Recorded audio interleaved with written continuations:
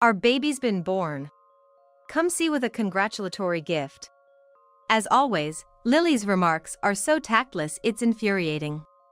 She probably hasn't reflected on taking my fiancé away from me at all. In fact, she seems to be enjoying my reaction. When I stay silent, Lily laughs and says, "Why so quiet? Are you jealous, by any chance? Still holding on to Simon's memory?" Certainly, Lily looks down on me and just wants to assert her dominance. But unfortunately for her, I won't let things go the way Lily wants. "Sure, I'll visit you with my husband," I respond with a deliberately cheerful tone. "Huh?" Seeing Lily's dumbfounded expression, I can't help but smirk. I'm Kelly, turning 45 this year. My life hasn't been all smooth sailing. There was someone I loved and dated for a long time. His name was Simon, and we had worked at the same company. Initially, I had no romantic feelings for Simon. The reason? Simon wasn't particularly good-looking. If I were to rate his looks, he'd be somewhere below average. So, he deviated significantly from my preferences. The turning point in our relationship came during a company party. The company I worked for had a party for team building. And there was one boss who, when he drank, became incredibly troublesome. "Kelly, are you really drinking?" Normally, he was a composed person. He gave off the impression of a kind and settled boss in his 50s. When he got drunk, he'd start talking too much. That wasn't the only thing. When he was drunk, he'd excessively pester people. And he'd strongly urge people to drink more. Since it only happened while he was drunk, no one could really confront him about it. "Definitely," I replied calmly, but the boss didn't back down. "You don't need to be shy. Have more." Saying that, he tried to pour a large bottle of beer for me. I couldn't possibly keep up with such a high pace of drinking. I was puzzled about how to escape the situation when Simon said, "You're drinking too much. I'll be with you." Simon said that and took the boss away from me. He saved me. I genuinely thanked Simon at that moment. And when the drinking party ended and we were about to disband, Simon called out to me when I was about to leave alone. "Are you all right earlier?" The boss always gets like that when he's drunk. The best way is to handle it well. Simon furrowed his brows and expressed concern for me. "Thank you. If you weren't there, I don't know what would have happened." I conveyed my sincere gratitude to Simon. Being a newcomer at the company, I couldn't speak up to my boss. That's why Simon's kindness meant so much to me. Then, Simon confessed, "Actually, I've been a little interested in you, Kelly, for a while now. If you're okay with it, would you go out with me?" I was surprised and looked at Simon. His face was slightly red. Simon was my savior. Besides, I didn't have a boyfriend at the time, so I gave an immediate reply. "Yes. I'd love to go out with you." With my affirmative answer, Simon's face lit up. "Thank you. I'll make you happy from now on," he said, holding me tight. I think this moment was the peak of my happiness. At that time, I didn't know anything about what was to come with Simon. And after dating for 3 years, Simon proposed to me the other day. "Will you marry me? I want to marry you too."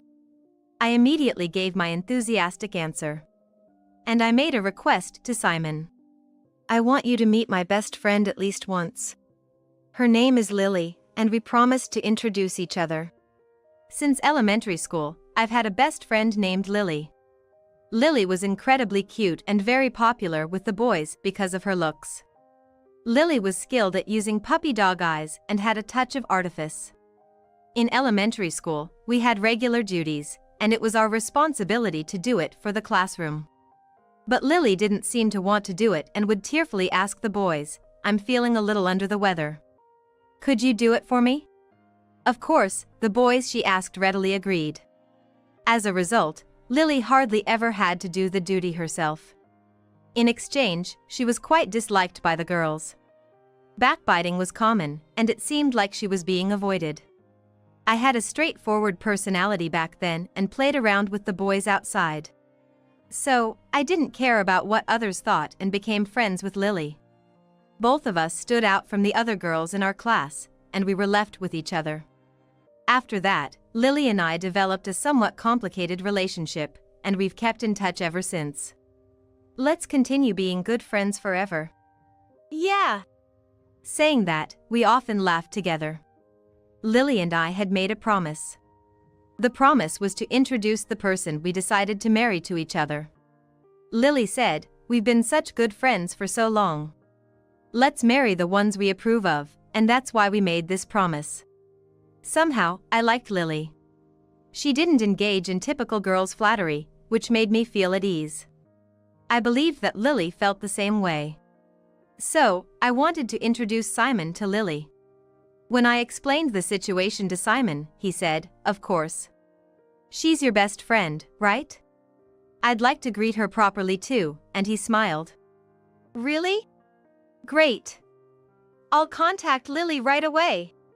At that time, I honestly didn't think much beyond fulfilling my promise with Lily. So, I never imagined the outcome that was about to unfold. On the day we had agreed upon, Simon and I waited for Lily at the cafe where we were supposed to meet. And right on time, Lily arrived. "Sorry for keeping you waiting. Is this the Simon that Kelly was talking about?" Lily appeared with her hair beautifully curled in an elegant style, and she immediately asked me about Simon. For some reason, her eyes were sparkling. That's right. He's the person I'm getting engaged to. Isn't he wonderful? I introduced Simon with a smile. Simon also smiled at Lily. "Nice to meet you. I'm Simon." Simon greeted Lily in a kind tone. And Lily replied to him with a smile. "I'm Lily. It's so nice to meet you, the wonderful person who's going to be Kelly's fiancé. As Kelly's best friend, I'm truly delighted." Lily said that, blushing. And she celebrated our engagement. Congratulations! I'm really happy that Kelly is going to be happy, too. Lily. I was genuinely moved by Lily's joy for my happiness. After that, we continued our cheerful conversation over coffee. "By the way, Kelly, you're marrying such an amazing person. I'm really envious," Lily said with a smile as she talked to me. I felt genuinely pleased by Lily's words. Then, Simon looked puzzled and asked, "Lily, do you have a boyfriend?" Certainly, Lily is cute in appearance. Normally, she would have already been married with children by now.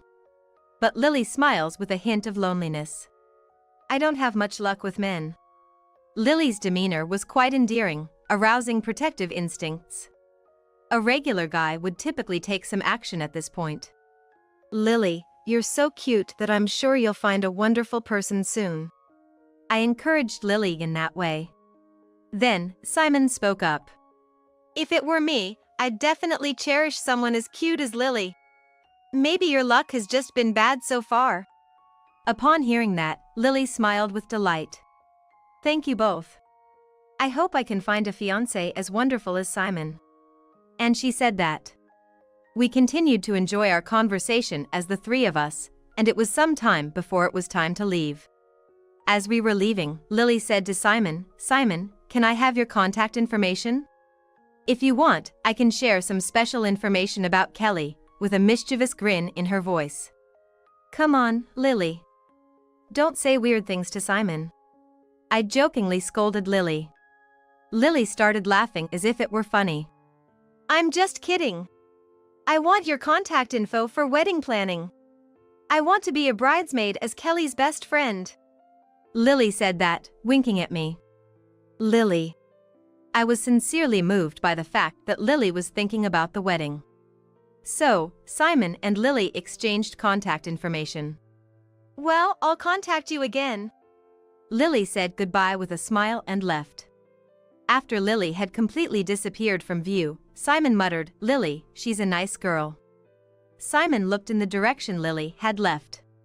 "Yes," I replied to him. At that time, I had no idea that this would be the beginning of a tragedy. Some time later. Lately, Simon has been slow to reply to my messages. I complained to myself while looking at my smartphone today. It was Sunday, and I had planned to go shopping by myself. It took me 30 minutes by train. I had actually wanted to go out with Simon. But unfortunately, he had turned me down. Sorry. I have to work today too. It's a holiday overtime shift. I received a message like this from Simon the day before yesterday. Lately, it has become difficult to contact Simon. And even when I asked him out on dates, he increasingly declined, citing work as the reason. I had already changed jobs a year ago, so I knew roughly when the busy season was at my previous company. Right now, it shouldn't be the busy season.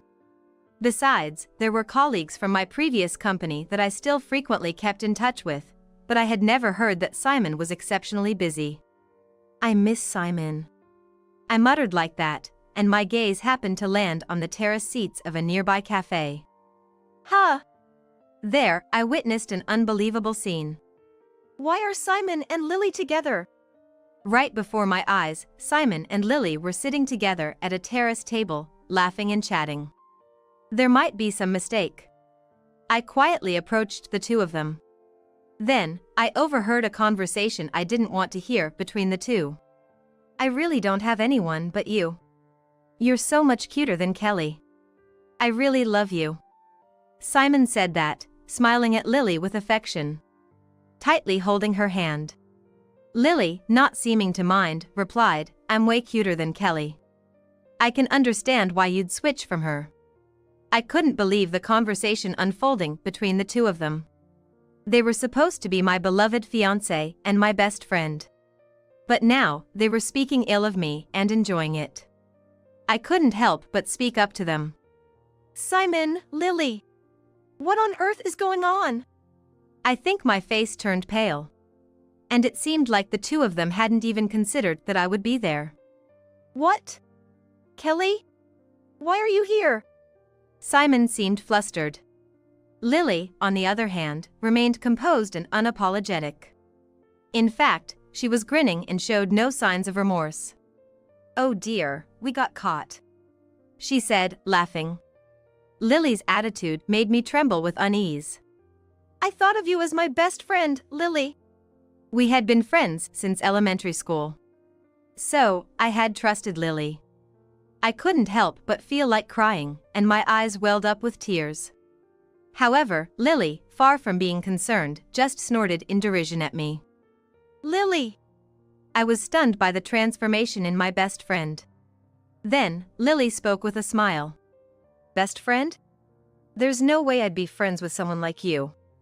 You are just a stepping stone for me. Besides, Simon is mine now, you know? Saying that, Lily wrapped her hand around Simon's arm. I was infuriated by Lily's attitude. Why? You were happy about Simon and me getting engaged, right? I pleaded with Lily desperately. Maybe I wanted to believe that there was still some conscience left in her. But Lily didn't seem to care at all. I would never genuinely be happy about your wedding. You decided to get married before cute little me. It's so irritating, isn't it? That's... I felt my strength drain away, and I collapsed to my knees on the spot.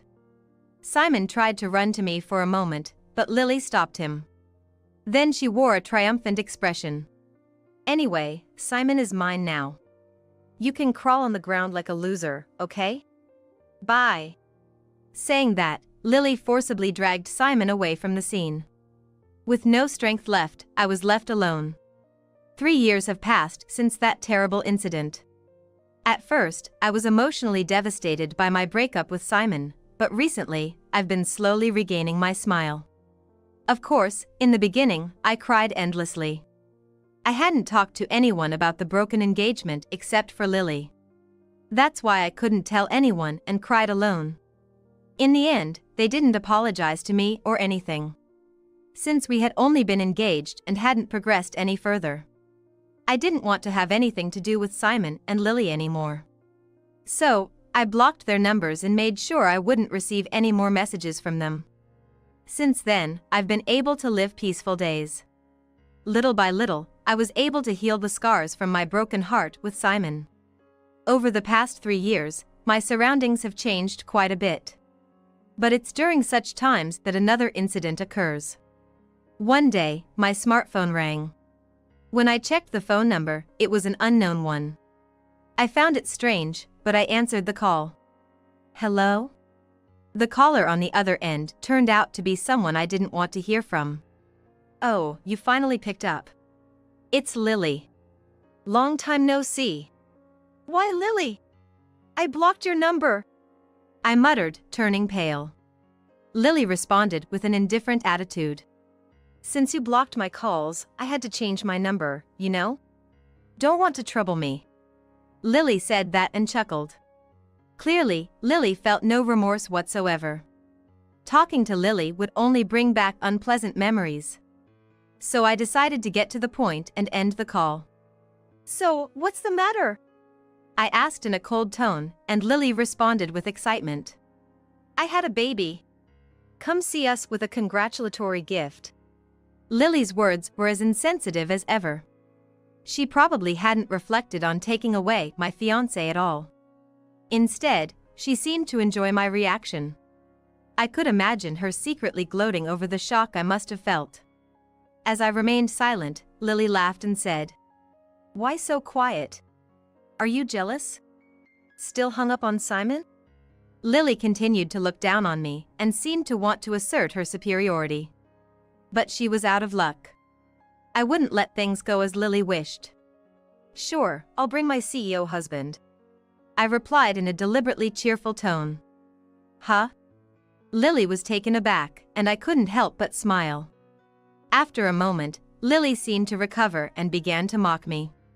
Kelly, have you gone crazy? A plain girl like you can't possibly marry the CEO. Lily used foul language and insulted me. She must have convinced herself that my statement was a lie. So, I deliberately smiled with confidence. Well, you'll see when you meet him, won't you? Lily then said, Anyway, I think you're lying about getting married in the first place. If you come to my place alone, I'll just laugh loudly at you. Saying that, she laughed. I calmly asked for Lily's address and then hung up the phone. Lily's attitude on the phone was unforgivable.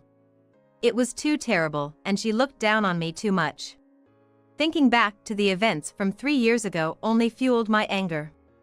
I would make sure she regretted calling me. I vowed to take revenge on Lily, firmly in my heart. What's wrong? Is something the matter? There, my husband Joshua spoke to me. Joshua was the same age as me, with a clearly defined face. He had a face that other women wouldn't ignore. He had a well-toned body, my ideal husband. The reason I could marry someone like Joshua was because we met at my new job. I have worked as a secretary at my new job. Having various knowledge happened to come in handy. My previous experience working for a major company was also valued. My work involved various tasks, including managing the CEO's schedule and accompanying him to business meetings. At first, I struggled because I couldn't match names to faces among our business partners. I made mistakes in arranging dinner reservations and was severely scolded. But I managed to get through it all, thanks to Joshua. While scolding me when I made mistakes, Joshua would also point out areas for improvement. He never berated me unfairly, and his dependable support was there to cover for my mistakes. He even helped me remember our business partners by looking at business cards together after work. With his support, I managed to keep working as a secretary. During that time, Joshua suddenly proposed to me. It's sudden, but will you marry me? We were what they call a zero-day dating couple. According to Joshua, he fell for me because I tried so hard to keep up with his pace.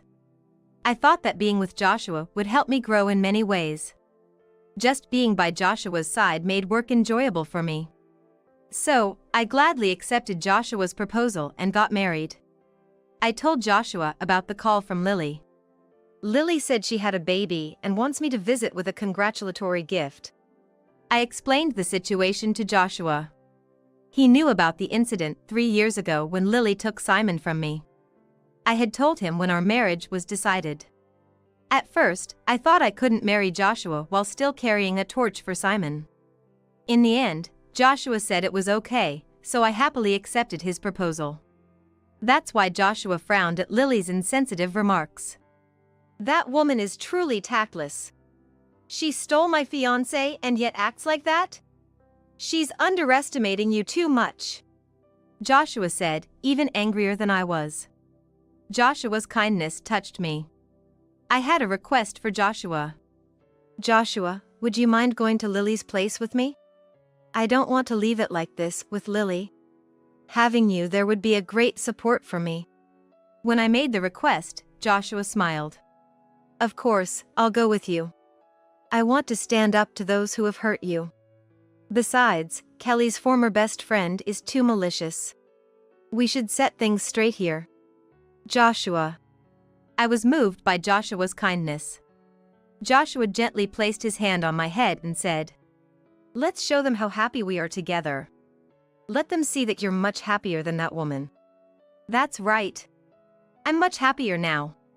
Way happier than Lily, I said with a natural smile. Yeah. That's the spirit. Kelly looks cuter when she's confident. Joshua laughed heartily.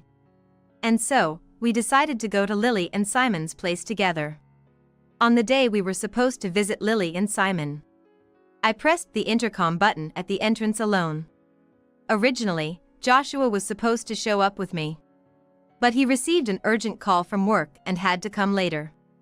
However, he was nearby, so I didn't feel alone. As soon as I knocked at the door, Lily appeared and, upon seeing me alone, she smiled with delight. So, you're alone after all. You're not very good at hiding your lies. Lily said this and burst into laughter. My husband will be here later, so here's this for now. I handed her a paper bag. Thank you. You're quite the diligent one, huh? Even after I stole your fiancé.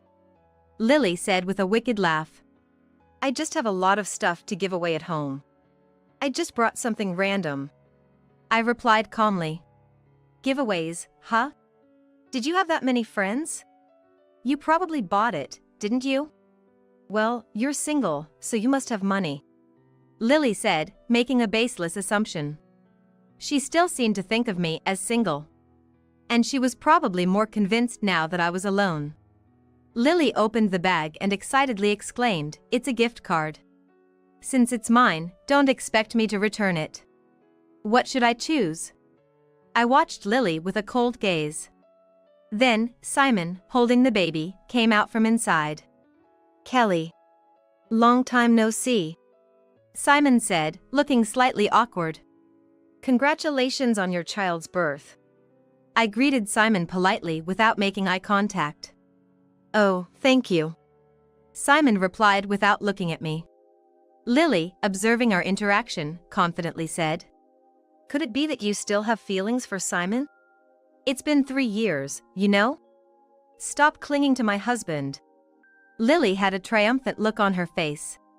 "No, that's not the case," I immediately denied. But Lily mocked, "Oh dear, you don't have to pretend to be strong." "Hey, Lily, stop." Seeing Simon's discomfort, Joshua tried to intervene, but Lily wouldn't stop. "By the way, what's a CEO's husband?" "A plain girl like you." "Not to mention a CEO, you wouldn't even attract any man." "Well, maybe an 80-year-old grandpa for caregiving?" Lily said and laughed. It was clear that Lily had a strong dislike for me. I asked her something I had been curious about for a while. "Why did you steal Simon in the first place? He's completely different from your usual type, isn't he?" Lily should have had a similar taste to me. Lily casually replied. "Well, he's not my type in terms of looks. Maybe it's because of his money? He's from a big company, after all. And I find it fun to take things from others. Especially when the person is as plain as you." Lily said this and chuckled. "Huh? What do you mean?" Simon was clearly shaken. Well, that made sense. Simon probably thought Lily loved him. Lily was very good at giving that impression. Ignoring Simon, I turned to Lily. "I'm grateful to you for taking Simon away. After all, I was able to marry a wonderful person. I said with a smile, trying to hide my true feelings. Lily had a smirk on her face. Marriage is just an act, isn't it? You really made a fool of yourself. Aren't you embarrassed? Lily was oozing confidence. I wanted to expose Lily's true colors. While I was contemplating my response, a voice from behind, belonging to someone who had been eagerly waiting, interrupted us. Joshua. You're late. Sorry. The CEO from our client company was talking for so long. I made it on time, so forgive me. Joshua apologized with a hint of regret. As we were having this conversation, Lily, trembling visibly, approached me. Kelly, what's your relationship with this handsome guy? She probably had an idea of the answer, but didn't want to believe it. Lily was visibly shaken. Simon, wearing a puzzled expression, was looking at me and Joshua. So, I smiled and answered. This is my husband, Joshua. Handsome, isn't he? What? Joshua stepped forward and introduced himself, saying, I apologize for being late. I was on a call with a client. I'm Joshua, the CEO of Future Corporation. Nice to meet you. Joshua handed his business card to Lily and Simon, who started to react with excitement. Future Corporation, the recently listed company, right? Trading cards and expanding your stores. Wait a minute, this guy. I think I've seen his face on a video streaming site.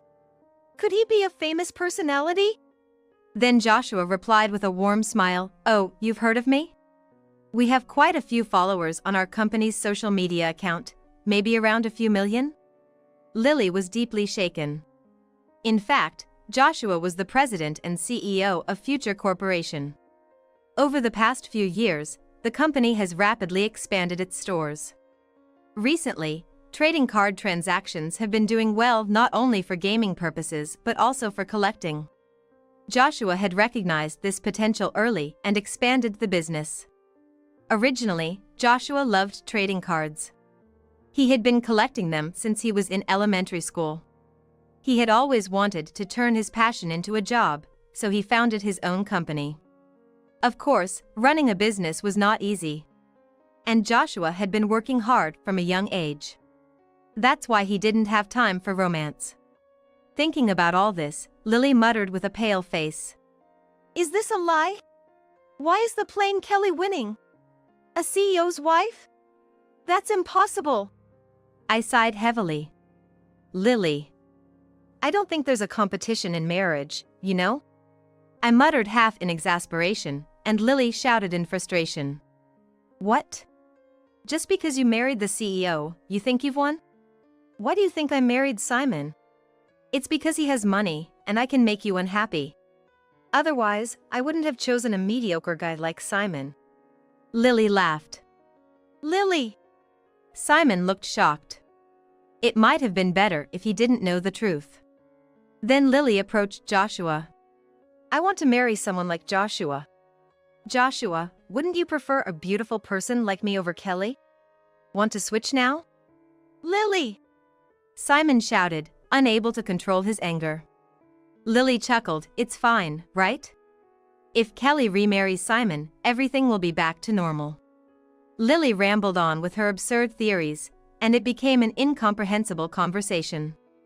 Joshua smiled and said, I fell in love with both Kelly's face and her personality. I'd never go for someone with a terrible personality like you. What? Why? Lily protested. Lily was visibly upset, and Simon was bewildered. This situation couldn't continue. I spoke up. Lily, you have a baby now. You should be happy with Simon. It's better to cherish the child you have with him. Even after my words, Lily got agitated and blurted out, Huh? That child isn't Simon's. Simon's eyes widened. Huh? What do you mean? If it's not mine, whose child is it? I looked puzzled and asked Lily, who seemed to have realized her mistake immediately. She stammered, No, well. Simon, still holding the baby, confronted Lily, demanding an explanation. Lily and Simon's argument began. There was no point in staying here any longer. Joshua, let's go, I said to Joshua. In the end, Simon and Lily got divorced. One of my former colleagues contacted me and shared it as a topic of conversation. It seems their divorce turned into quite a messy situation. It turns out that the child Lily gave birth to wasn't Simon's biological child, which was discovered shortly after the chaotic incident. When Simon pressed her for answers, it was revealed that Lily had been unfaithful. In fact, Simon wasn't Lily's type, and their marriage was driven by financial motives. Lily had lost interest in Simon long before she took him away from me. Afterward, Lily continued her affair-filled life once she married Simon. While she had managed to keep her infidelity hidden in the past, this time Simon had hired a private investigator, and they uncovered most of her past actions.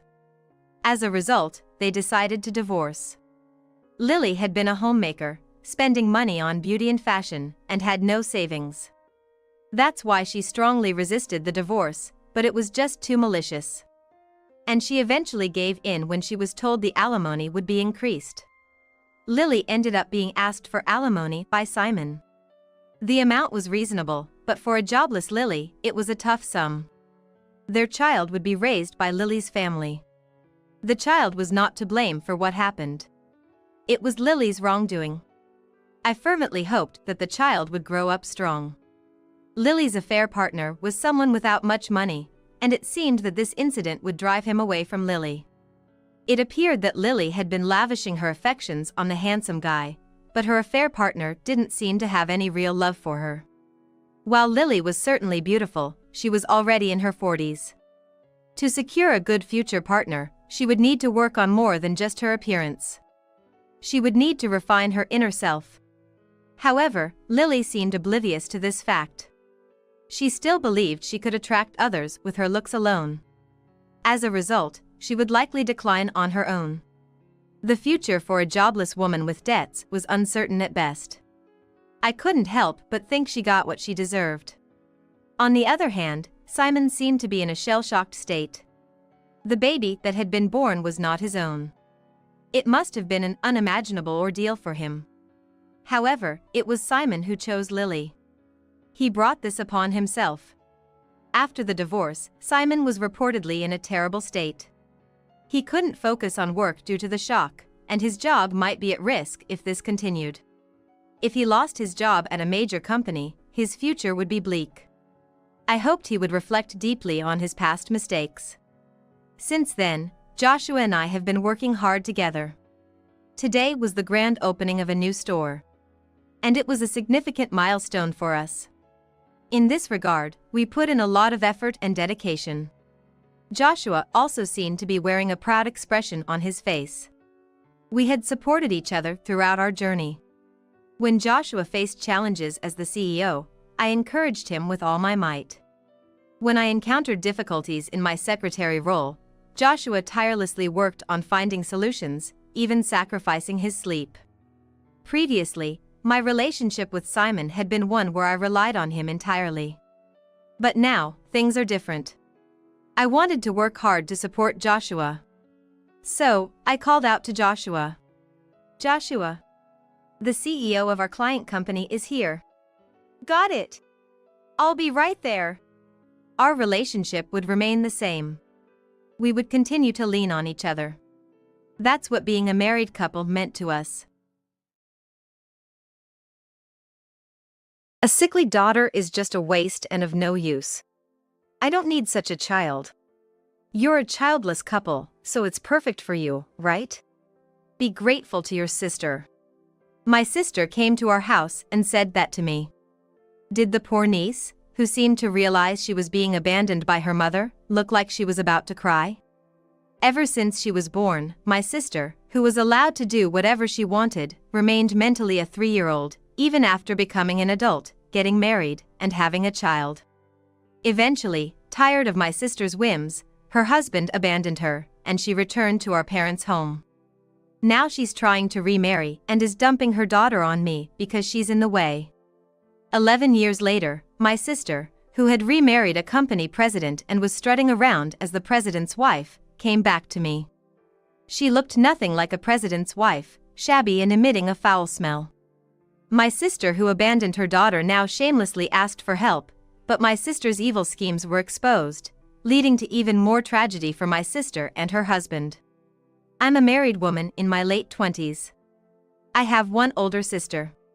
My sister was born sickly and grew up believing it was her right to monopolize our parents' love. Our parents, feeling guilty about her frailty, never said no to her whims. It might have been okay until I was born.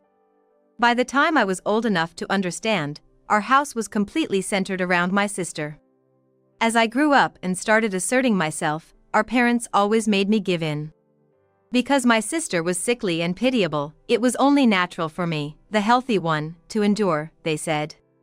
I understood that as a child. But I began to question why I always had to endure everything after I started kindergarten and realized that not everything revolved around my family. Expanding my connections beyond my parents and sister, I learned that there were people enduring hardships while living their lives with strength, despite not being sickly like my sister. My sister was beautiful and always indoors, so she was pale. People who didn't know her true nature often said she was like a frail, beautiful girl, and she seemed quite pleased with that. She knew exactly how to gain sympathy and favor from others. At home, she was a selfish princess, but in front of others, she played the role of a caring, considerate sister who endured and persevered. Those unaware of her true nature were easily deceived. Until I went to kindergarten. I never had anything of my own. I never had personal belongings because everything was hand-me-downs from my sister. In nicer terms, they were my sister's cast-offs, but she hated the idea of her things being passed on to me. So she would deliberately damage or dirty them. You're using my cast-offs? How dare you take things from a sickly person like me? That's why I make them unusable. She would dirty or cut them right in front of me. Naturally, my parents noticed the torn clothes, but my sister would coolly claim that I didn't want her hand-me-downs and tore them up in front of her. My parents said they wouldn't buy new things for a child who didn't take care of them, so I had to wear those tattered clothes. You should be grateful and wear what your sickly sister gave you with care.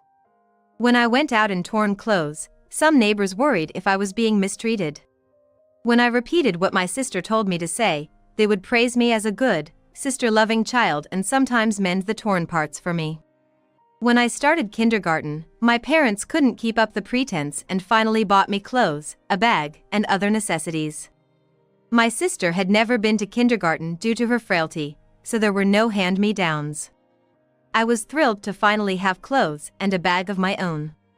But my sister resented that I went to kindergarten and had things she never got. She often took my bag and lunchbox.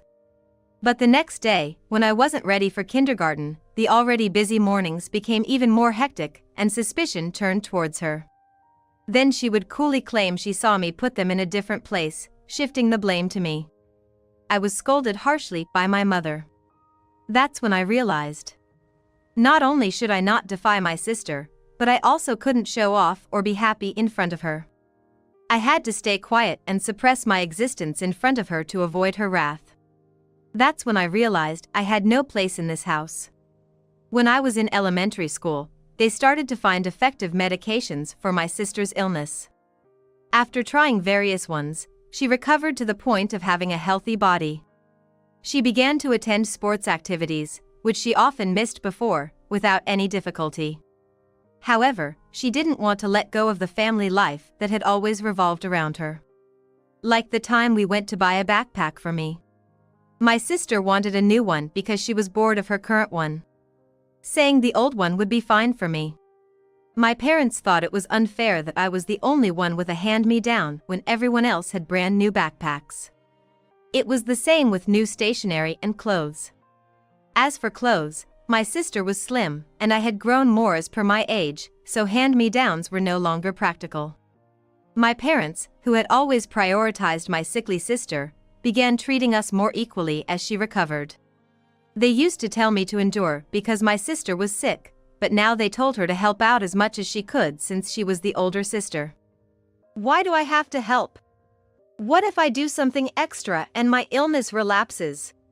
The doctor had told us that a relapse was unlikely unless she did excessive exercise.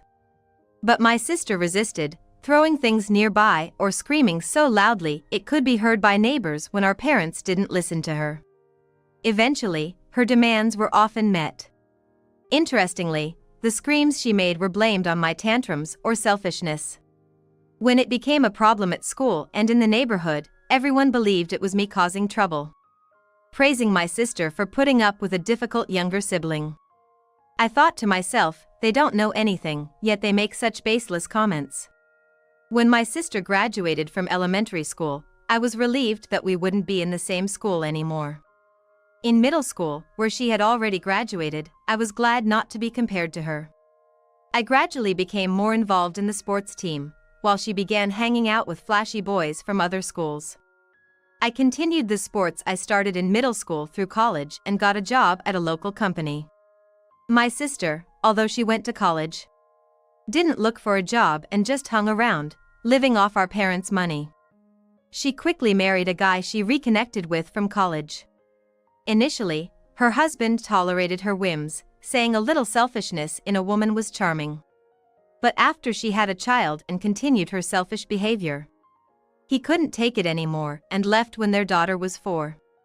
I felt he was ready to give up everything just to get away from my sister.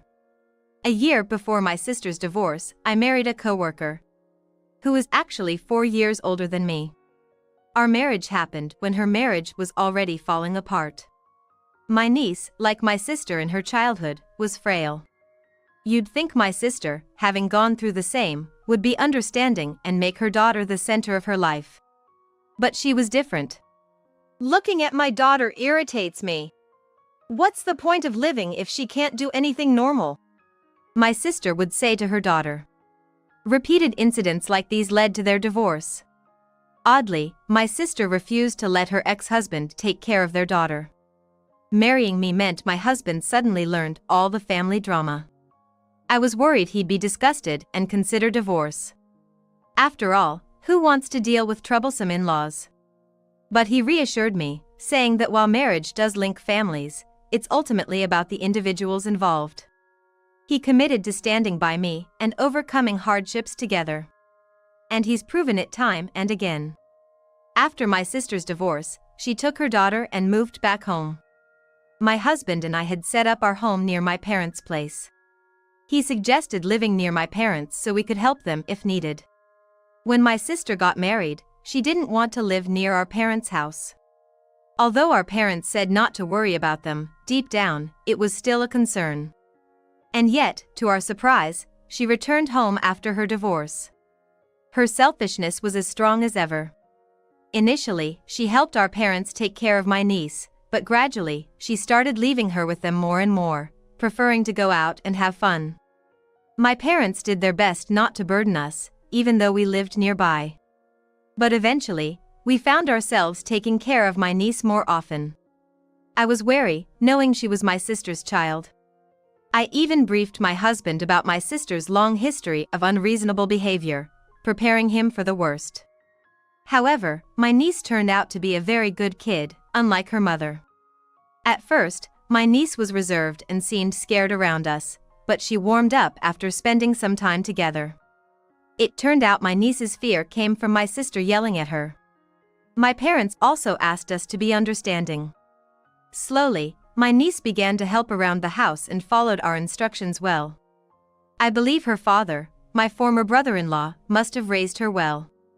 My niece grew up mostly without her mother's love, shuttling between my parents' house and ours until she was 6. Then, one day, my sister showed up at our house with my niece. I'm getting remarried to a company president. He doesn't want a sickly child because they're just money pits and bad luck. Take this child for my happiness. I realized my sister's selfishness was kicking in again. When I asked if our parents knew about this, she retorted that it was none of my business. And she insisted I should just do as told. Don't tell her father either. Officially, she's staying with me, and you childless folks are kindly helping out. Let's stick to that story. I was dumbfounded. My niece, who may not have understood everything, clearly knew she was being abandoned by her mother. how pitiful it was that even such a horrible mother meant something to her. If you're going to push her off on us, then we won't just be part-time caretakers for our niece. We will legally adopt her and raise her as our own child. I declared, without consulting my husband, that if my sister was pushing her off on us, we wouldn't just be part-time caretakers. My husband, who happened to overhear, was also furious at my sister's attitude and agreed with my decision. He added that ultimately, it was up to my niece. No way. If her father finds out, I won't get child support. Remember, don't tell him about the remarriage. What? I couldn't believe what I was hearing. My sister nonchalantly revealed that she refused to let her ex-husband have custody because she was receiving child support, which she wasn't using for my niece but for her own leisure. Apparently, even our parents didn't know this. She threatened me not to tell anyone, hoping to continue receiving child support while dumping the actual care on us. I was astounded by her audacity and nonsense. I knew we had to get her to agree to the adoption, or my niece would continue to be a pawn in her games. I was determined not to let my niece suffer like I did. My husband suggested, as long as nobody tells, he won't find out. After threatening us one more time about meddling, my sister left my niece with us and departed. We then asked my niece what she wanted. Despite being only 6, she had her own will. We wanted to respect her feelings as much as possible. And so did my parents. With tears in her eyes, she decided to become our child. Those tears seemed more like tears of joy than resignation. To avoid any trouble when my sister returned, we quickly finalized the adoption process with my niece. After that, I tried to contact my sister to inform her, but she had remarried and became unreachable. Now that I'm the president's wife, I don't want you coming to me for money. Goodbye, poor people. Don't contact me ever again. My sister's phone number and email were no longer in use. When I told our parents about this last conversation with her, they were furious to a degree I had never seen before, despite always favoring her in the past. They declared they would cut ties with her and never welcome her back home. However, they didn't need to worry. My sister never contacted them either. Little did we know, cutting off contact with us would lead to an unbelievable turn of events, but that would happen a bit later. We raised my niece with love and sometimes strictness, as if she were our own daughter. She grew up to be a sincere, kind, and well-rounded child. During this time, I gave birth to a healthy baby boy. My niece treated him as her real brother and actively participated in his care. Her frail health, a concern since her childhood, improved under the care of my sister's former doctor. By middle school, she had developed physically like her peers and became stronger. The doctor mentioned that environmental factors can contribute to frail health. My sister relegated my sickly niece to the position of a burdensome child and neglected to improve her condition. It might have been why it took so long for my niece to get stronger. As she grew healthier, my niece became more proactive in absorbing various experiences. We encouraged her interests, without forcing anything on her. We wanted her to learn that it's sometimes necessary to give up, as not every experience is a waste of time. This perspective might come from my own youth spent in sports, where injuries are common and you have to decide whether to continue or take a different path. I struggled with various concerns, but in the end, it's up to me to make the decision. Ultimately, it's up to the individual to decide and take responsibility for their choices. I asked my niece if she was ready to take responsibility for quitting something midway and if she would have no regrets or blame others for her decisions. She assured us that any decision she made was her own responsibility, so we didn't say anything more. My niece tried various sports but didn't excel beyond the average level. Though my husband and I are sports enthusiasts, we never pushed our interests on her. She was creative and quick-witted, excelling in her studies and always among the top students. She went to a private high school known for its unique educational approach that focused not only on academics but also on nurturing each student's individuality. At this school, my niece and a friend became passionate about developing a new product. Initially, they provided their prototype, a groundbreaking new product born from their combined experiences, to hospitals and nursing homes. My niece, though healthier, still had difficulty hearing in one ear and occasionally used a hearing aid. She had been teased in elementary school for it. And her friend's grandmother refused to wear a hearing aid, calling it unattractive, which led to communication difficulties and family conflicts. That's when they came up with the idea. What if hearing aids were cute or stylish accessories? They began by attaching their designs to existing hearing aids, which unexpectedly gained popularity. A hearing aid company proposed a collaboration. And they decided to start a business as high school entrepreneurs, becoming a local sensation.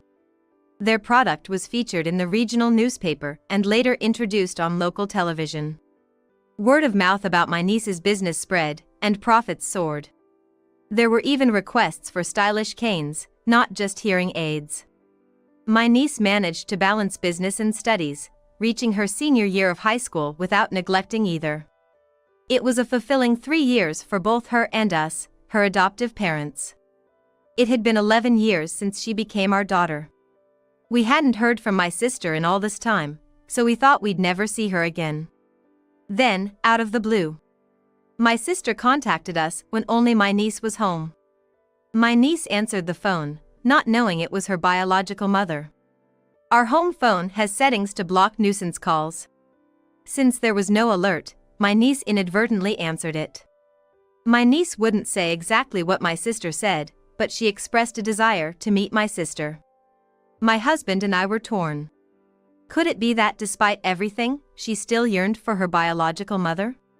We debated whether it was right for us to have a say in this, worrying if it was arrogant of us. Eventually, we decided to respect my niece's wishes but requested to be present if she met her mother. We waited at the designated place and time. And a drastically changed sister appeared. Her hair was dull with streaks of gray. Her face gaunt and covered in blemishes. And her clothes were ill-fitting and worn. Behind her were her husband and a small child. Look at my luck. Who would have thought my daughter would turn out to be a moneymaker? She said with a hoarse, dry laugh.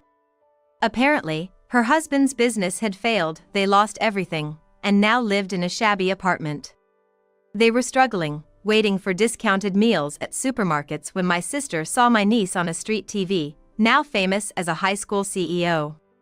She had looked up everything about my niece, including her new product developments. It seemed she planned to leech off my niece's company, even contemplating taking it over. Look, this is your brother. You'll be the breadwinner now. Work hard for our sake and let us live comfortably, she said, grabbing my niece's arm as if to take her away. How dare she say such things? She's not your daughter anymore, I thought to myself. I was about to warn her that I'd report it as an abduction if she tried to take her away in front of us, but my niece shouted first. Who are you? I don't know you. Don't call yourself my mother, it's annoying. My parents are these two right here. My real brother is waiting for us at our grandparents' house. My sister became hysterical, screaming about the debt of raising her. Her habit of shrieking when things didn't go her way, even as an adult, was evident. Is it okay to make such a scene here?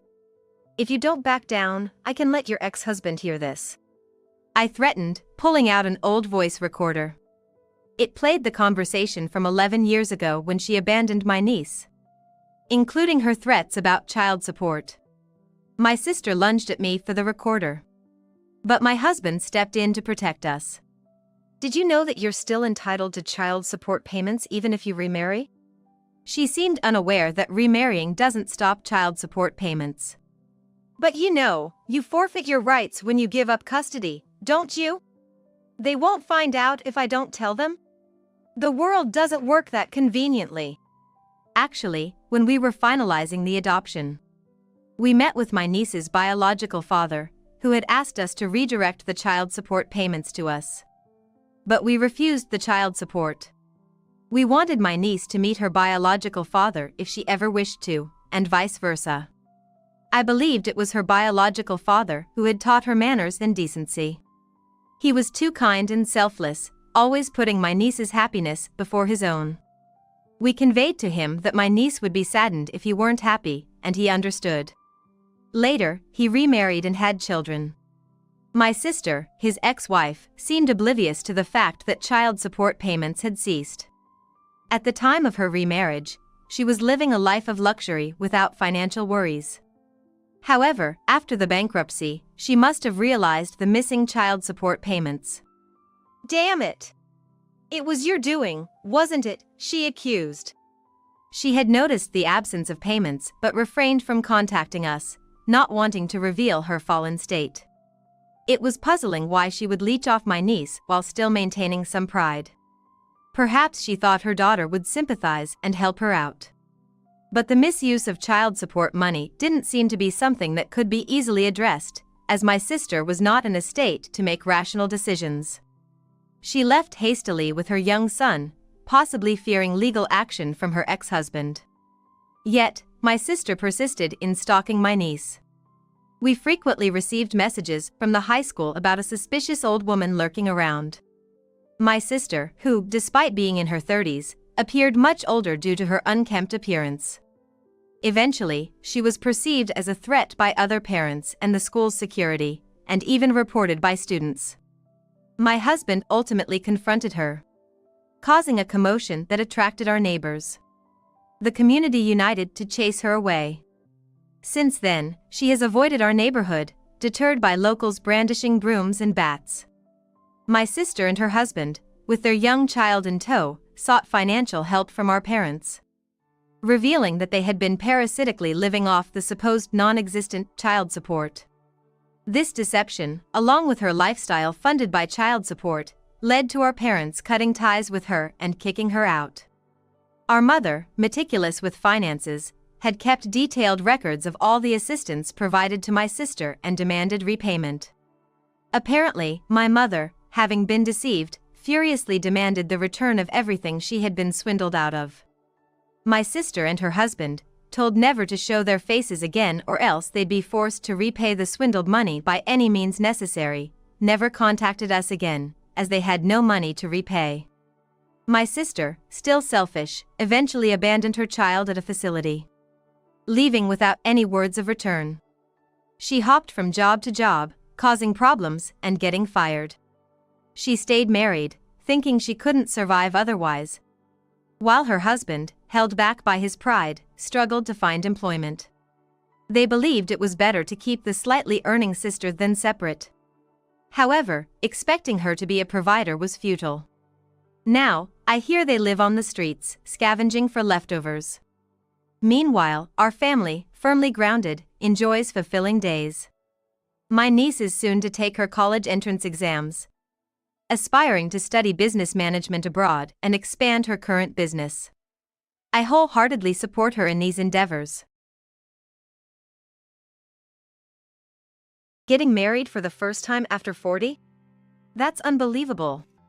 A woman rushing to get married at that age is still considered a late bloomer, no matter what. Seriously, it's just embarrassing. I mean, it'd be somewhat acceptable if it were a shotgun wedding, but getting married after 40 without even being pregnant. When living with my in-laws, my sister-in-law suddenly returned home after getting divorced. Sister-in-law, who initiated the divorce, bragged about being on the winning side. She was adamant that her ex-husband was useless and deserved to be dumped. Now back home, my sister-in-law does nothing but laze around, receiving an allowance from our mother-in-law for her nightlife. After a while, my sister-in-law, who had returned home, said she was getting remarried and would have an heir, so I should leave. Remarrying? With that person? That seems impossible. When I objected, my sister-in-law flew into a rage like she had lost her mind. But, my sister-in-law had a shocking secret. My husband and I met and got married after we both had turned 40. We had prioritized our careers over love life, so by the time we realized, we were already 40. We shared the same values and hit it off right from the start, meeting frequently. At that time, marriage wasn't on our minds. The reason was my husband was the eldest son. He told me not to worry about not being married till 40, as his parents had long given up on the idea of having grandchildren. He also mentioned that he preferred a childless marriage. After a while, when we met my husband's parents, they were very approachable and told us that marriage is a matter for the couple to decide. Encouraged by their words, we decided to get married. Both my husband and I had been living alone for a long time, so we had a thorough discussion about our new home. His parents mentioned that they had a spare room and suggested we consider moving in with them. I had lived alone longer than I had with my parents, so it wasn't easy for me to make an immediate decision. I wondered what it would be like living with the older generation, as I couldn't quite imagine it. My husband made a wry smile at the thought of moving back home. However, considering our aging parents, he started to lean towards the idea of living with them for peace of mind. We visited his parents' house numerous times, staying over the weekends to see if I could agree with his idea. His father was very kind and caring. My mother-in-law has a somewhat sarcastic way of speaking, but it seems she's like that with everyone, including my father-in-law and my husband. Once I realized that it was just her nature to be like that, I gradually became less bothered by it. I felt I could manage, and 6 months after our marriage, we started living with my in-laws. My mother-in-law had been a full-time homemaker, adept at managing all household chores. After retiring, my father-in-law was rehired and worked 3 days a week. However, after a while of living with us, he decided to completely quit his job and enjoy his retirement. My father-in-law actively participates in helping with family chores and spends his days fulfillingly, including going on his routine walks. Although my mother-in-law was strict with household chores, I didn't mind it. She could be harsh or slightly sarcastic, but she was generally in a good mood when tasks were done correctly. She wasn't a perfectionist and was open to adopting time-saving methods for household chores. With the time saved from her efficient approach to chores, my mother-in-law enjoys watching foreign romance dramas. Her face looked so happy during those times, it made me feel like she's not a bad person at heart. Maybe I just wanted to believe that's just the way she is. For the first year of living with my in-laws, things went well, and we had a happy, laughter-filled home. That was until my sister-in-law arrived. One day, as we were nearing the end of our first year living there, 38-year-old Emily returned to the family home without any warning. It appeared she had gotten divorced. My sister-in-law often bragged that she was the one who left her husband, sharing many stories about her divorce. Some of her tales made me question things, but I understood that divorce can be more challenging than marriage and she must have gone through hardships. I didn't want to pry too much, so I just lightly listened to my sister-in-law's dramatic tales without delving deeper. Listening to sister-in-law, it seemed she initiated the divorce, and it was her ex-husband who caused the breakup. Yet, she hadn't received any alimony. Moreover, it turns out she hadn't received her share of the property division either. Isn't that a bit harsh? I advised her that she could still claim her share of the property division even after the divorce, but she just said, "I don't need anything from that man," and left it at that. If my sister-in-law's claims are true, then she's entitled to a share of the property division, right? I wondered. Or maybe, she just wanted to leave him so badly because he was such a terrible man. Only the couple themselves really know what's going on in their marriage, so my husband suggested we just wait and see, and I agreed. However, even after 6 months since she returned, Emily continued to live in our family home like a guest, not doing any housework. At 38, she still received an allowance from our mother-in-law and spent it on expensive shopping. My husband couldn't overlook this any longer and confronted our mother-in-law, saying it was too much to keep giving Emily an allowance. Our mother-in-law argued that Emily had suffered enough in her marriage, so a little indulgence was okay. Moreover, our mother-in-law, saying Emily was heartbroken and deserved sympathy, didn't heed my husband's advice. Hearing only one side of the story, one might think it's true. The time it takes to heal emotional wounds varies from person to person. However, it's also true that there was a tense atmosphere in the family. My husband and I decided to seek my father-in-law's judgment. He was calm and gave an impartial opinion. He said it was fine for my sister-in-law to stay until she settled down, but reminded her that the house is also ours. He told her not to act like she owned the place and to either help around the house or get a job to contribute to living expenses. He clearly stated that she should move out once she had a plan. But for my sister-in-law, not having anyone but our mother-in-law on her side, and not receiving sympathy for her divorce, seemed to be a source of dissatisfaction. It was supposed to be my place in this family, but because a woman over 40 became a bride, now I have no place. Really? It's crazy. My own daughter is being pushed out of the house. Ever since you came, Dad only takes your side. You're the outsider here, don't butt in. Frustrated that things weren't going her way, my sister-in-law joined forces with our mother-in-law to attack me. Furthermore, my sister-in-law started feeding lies to our mother-in-law about me. She claimed that I was bad-mouthing our mother-in-law behind her back. You've been spreading rumors in the neighborhood that my clothes smell like an old lady.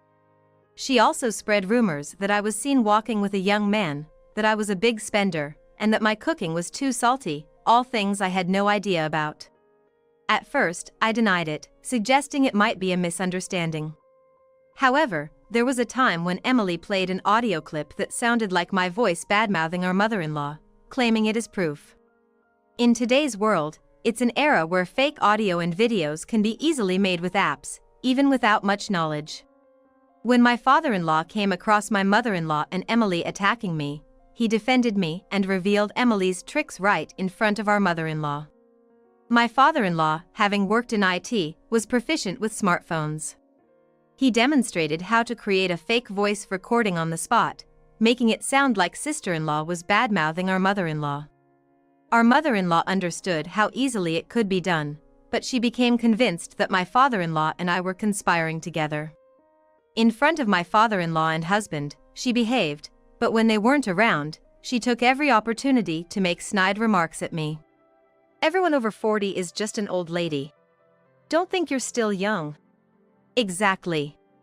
Once you're close to 60, you're definitely an old woman. Approaching my mid-40s, I was already feeling the physical effects of aging. But I didn't think it was my sister-in-law's place to comment. You'll be in your 40s in just a couple of years too, I thought to myself. I decided it was a waste of time and effort to engage with them and chose to ignore their behavior. Then, my mother-in-law and sister-in-law escalated from verbal jabs to more noticeable actions. I continued working even after getting married, and my husband understood that. Even when we started living with my in-laws, my lifestyle didn't change much, even after my sister-in-law moved back in. My varying work hours made it difficult for them to time their harassment to my arrival. So, they started causing trouble while I was asleep. Hiding or dirtying my work shoes was just the beginning. My father-in-law is the earliest riser in the morning. He sometimes goes for walks in the early morning, and our mother-in-law prepares breakfast according to his schedule. My husband and father-in-law ate breakfast at the same time, while I would eat once they were finished. The reason for the time difference is that my father-in-law and husband prefer scrambled eggs, while my mother-in-law, sister-in-law, and I prefer fried eggs. After my father-in-law and husband finished and left the table, I would be served weak coffee that barely had any color or taste.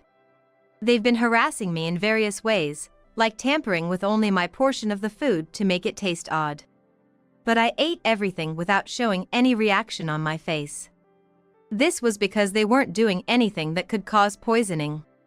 The harassment from my mother-in-law and Emily was focused in the mornings, and I was too busy to point out every incident. Besides, I didn't want to worry my father-in-law, who always treated me kindly, especially since the time when it was just the three of us was limited. I thought once my sister-in-law moved out, our mother-in-law would change her attitude. However, an incident occurred that pushed my patience to its limit. This happened on a day when both my father-in-law and husband were out, and I had a day off from work. My sister-in-law and our mother-in-law seized the opportunity to verbally attack me. All work, work. You act like a career woman, but aren't you really just a cleaning lady at the office? Those times when you're called in, that's just to point out mistakes in your work or to give you warnings, right? It's because women like you try to compete with men in the workforce. That's why you end up rushing to get married at 40. Think about how inconvenient it is for the family taking in a bride over 40. My mother-in-law accused me of approaching my husband just for his income and deceiving him. She claimed that my parents raised me poorly, which is why I turned out to be a woman who mistakenly thinks she's competent at work. What's important for a woman is to be charming and loved by men, sister-in-law and our mother-in-law proudly asserted. The fact that I didn't marry until after 40 was my own choice, not my parents' fault. Moreover, our mother-in-law looked down on my parents, saying, "It can't be helped since you were raised by parents who neglected their parenting duties." My parents never neglected their parenting duties. I argued back, "Don't twist the truth and speak ill of people who aren't here. It doesn't matter about your parents. You can tell the quality of the parents by looking at their child. Besides, find a place to live as soon as possible. Even in an era of late childbirth, it's impossible at your age, almost 50. Our daughter is going to remarry and have a child, so she will continue living here. You need to leave." I had an idea why they suddenly became so explicit about wanting me out. Recently, we had discussed the deteriorating condition of the family home and decided to rebuild it. My sister-in-law and our mother-in-law planned to continue living in the newly rebuilt home and wanted to drive me out. They told my father-in-law that I was relentlessly harassing my sister-in-law in an unbearable manner. They claimed that the situation was beyond their control and reported this to him. I couldn't imagine my father-in-law believing our mother-in-law's words, and I burst into laughter at their futile acts. Just then, my father-in-law and husband returned home as if on cue. Immediately, my sister-in-law and our mother-in-law began their act, tearfully claiming that my sister-in-law had been mistreated by me. Their performance was so stilted that I struggled to hold back my laughter. My father-in-law and husband didn't believe their claims at all, affirming that I wouldn't do such things. Our mother-in-law questioned how they could be so sure without having seen anything. My husband countered, asking how she could not know what kind of person I was after living together for over a year. My father-in-law pointed out that things were fine until my sister-in-law returned, and he even questioned whether our mother-in-law was being blackmailed into siding with sister-in-law. Our mother-in-law seemed to lose her fighting spirit as she was cornered. As she became more desperate, sister-in-law's claims grew more exaggerated. "Look at this injury on my knee. She pushed me, and that's how I got this." My husband looked at her skeptically. "I heard you talking to Mom about getting that injury from falling off a bike, didn't I?" My husband explained that at the time, he took out a Band-Aid from the first aid kit and handed it to sister-in-law. My sister-in-law then started claiming it was a different injury. She said she had scraped the same spot again, which was healing. Our mother-in-law, as if suddenly remembering, started backing up sister-in-law's story again. My husband, wanting to see proof, insisted that my sister-in-law remove the bandage to show the condition of her injury. He reasoned that if it was just a common scrape, which everyone has experienced, even a layperson could tell how it was healing. "When were you pushed? Today? Yesterday?" My sister-in-law's response was vague and inconsistent, alternating between yesterday and today, clearly struggling to keep her story straight. She tried desperately to divert the topic and avoid showing the injury, but my husband and father-in-law were much better at addressing the facts. "Enough of this. A wife who offered to rebuild the house for me and Mom wouldn't do such a thing." My mother-in-law and sister-in-law, who had thought it was my father-in-law and husband who proposed the reconstruction of the family home, showed us puzzled expressions. In reality, I was the one who suggested renovating the house to make it more livable for my aging in-laws. My own parents had passed away too early for me to show filial piety. My parents passed away so quickly that I hardly had any time to show filial piety. Seeing how my father-in-law, who was kind and considerate to me despite my initial anxieties about living in the family home, reminded me of my own father who used to extend a helping hand to those in need. Since I couldn't show filial piety to my own father, I thought of my father-in-law as a second father and wanted to show him my gratitude. When I told my husband about this, he was so grateful that he cried. To be honest, I had planned to use the money I had saved up for my father-in-law rather than for both in-laws. Frankly, I considered our mother-in-law more as an afterthought. However, my sister-in-law and our mother-in-law, unaware of my true feelings, accused me of not contributing any money and said it was meaningless to just propose things without planning to stay. This angered my husband and father-in-law.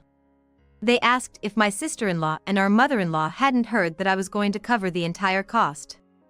But my sister-in-law and our mother-in-law refused to believe what my husband and father-in-law were saying. They kept saying that it was impossible for a woman who married into the family to have such a large sum of money, questioning where I could have possibly gotten it. My sister-in-law and our mother-in-law had been present during the discussions about the house renovations. However, their minds were so preoccupied with how to drive me out that they hadn't paid attention to the conversation. They assumed that the renovation would be funded by my husband's bonus and my father-in-law's retirement fund. In fact, I am the CEO of a company, but I had explained my job and position when I married into the family. However, it seemed my mother-in-law was stuck in the belief that a woman's job was limited to serving tea or answering phones. In this day and age, there are no companies where women's roles are confined to just that. If a company only allowed women to do such tasks, it would be problematic from various perspectives. My mother-in-law completely failed to understand that the times have changed and women's roles in the workplace have evolved significantly. I didn't introduce myself to my sister-in-law as a CEO, but I would answer if asked. My sister-in-law, too, seemed to have her own misconceptions about me, thinking of me as nothing more than a slightly elevated part-time employee. That's probably why she referred to me as a janitor at my company. Our mother-in-law and sister-in-law had such outdated ideas about women's work. The company I run was actually my father's, which I took over after he passed away. I didn't start the company, so I didn't feel it was something to boast about. My father-in-law resigned from his re-employment, partly because I suggested to him that if he was only working for living expenses, it was okay not to push himself too hard. At that time, he seemed tired of the burdens of life. He had worked hard for the family for many years. And I thought it was time for him to lay down his burdens. The reason is that my income alone was sufficient to support the four of us, my husband, my in-laws, and myself. The only reason you two can lounge around and shop without any worries is because of your daughter-in-law's earnings. Regarding my sister-in-law's reckless spending, it turns out my husband had been complicit in it. In reality, she would often come to him, claiming they were short on living expenses, and he would provide the money. Our mother-in-law and sister-in-law didn't realize that their comfortable use of money and the eagerly awaited house renovation were possible because of my income, and if they drove me out, it would no longer be feasible. Once they understood this, they quickly changed their behavior, becoming overly sweet and trying to ingratiate themselves with me. So, if you want me to leave, I will, but just so you know, the pillars in this house seem to be in pretty bad shape. The roof might even cave in, I said, knocking on a pillar, which emitted a creaking sound, causing my sister-in-law to scream. Our mother-in-law clung to me desperately, pleading not to damage the house. Afterwards, my mother-in-law and sister-in-law communicated with each other through eye contact and then apologized to me. Though it didn't seem sincere. It appeared more like a tactical move to simply bow their heads and quell their hostility towards me. Probably biding their time until the house was rebuilt to try and drive me out. I was astounded by their transparent behavior. Our mother-in-law and sister-in-law started making excuses on their own, even though I hadn't said anything. I said you should leave, it was all a misunderstanding on my part, my daughter has always been a bit scatterbrained. Exactly. This injury is from falling off my bike. The part about being pushed. I just finished watching a drama with such a scene, and got it all mixed up. Basically, our mother-in-law was completely fooled by sister-in-law's misunderstanding. My sister-in-law herself was blurring the lines between reality and fiction. But you both have been saying various things all along, haven't you? I said, taking out my phone and playing recordings of their many insults. In fact, anticipating something like this might happen, I had been recording their verbal abuse on my phone. These recordings were not fake. By chance, I had also captured on video a recent conversation where my sister-in-law talked about remarrying and having an heir. My husband had suspected that either sister-in-law or our mother-in-law might become assertive due to the house renovation. Hoping to capture something useful, he had discreetly installed a hidden camera near the kitchen where the three of us often were. By comparing my audio recordings and the footage, which were clearly not fabricated, my father-in-law erupted in anger. My husband, realizing the extent of their behavior, expressed his disappointment and embarrassment at being related by blood to our mother-in-law and sister-in-law. He and my father-in-law had noticed the harassment towards me and had warned them behind my back. However, our mother-in-law and sister-in-law kept making excuses and showed no signs of genuine remorse. But now, with undeniable evidence, there was no escaping the truth. My husband decided that he could no longer allow me to live with our mother-in-law and sister-in-law. He said we would leave. And my father-in-law agreed that it was the best course of action. I was surprised and touched by their concern and firm decision to protect me. Our mother-in-law then clung to my husband, pleading if he was going to abandon his aging mother. Sister-in-law started making excuses, saying her meanness was just her way of showing affection in reverse. So they begged us not to leave and asked us to continue living in the house. My father-in-law then confirmed with our mother-in-law and sister-in-law, asking if they were okay with us, the couple, continuing to live in this house. Both of them nodded emphatically, confirming that it was indeed what they wanted. Then, my father-in-law and husband pressed our mother-in-law and sister-in-law to leave the house. It's impossible for my wife to live with you two. If you want us to stay, then it's only fair that you two leave. You wanted us to stay and not to leave, right? So, we will grant your wish by making you two leave. Confronted with being on the receiving end of their own words, our mother-in-law and sister-in-law clung to my husband and father-in-law. My father-in-law, fed up, shrugged off our mother-in-law's clinging arm and pushed her away. My father-in-law even told my mother-in-law to sign the divorce papers before leaving. Our mother-in-law, feeling cornered, turned to me, begging for help. My sister-in-law also implored me to convince my husband and father-in-law. The house renovation was for my father-in-law's benefit, not for you guys.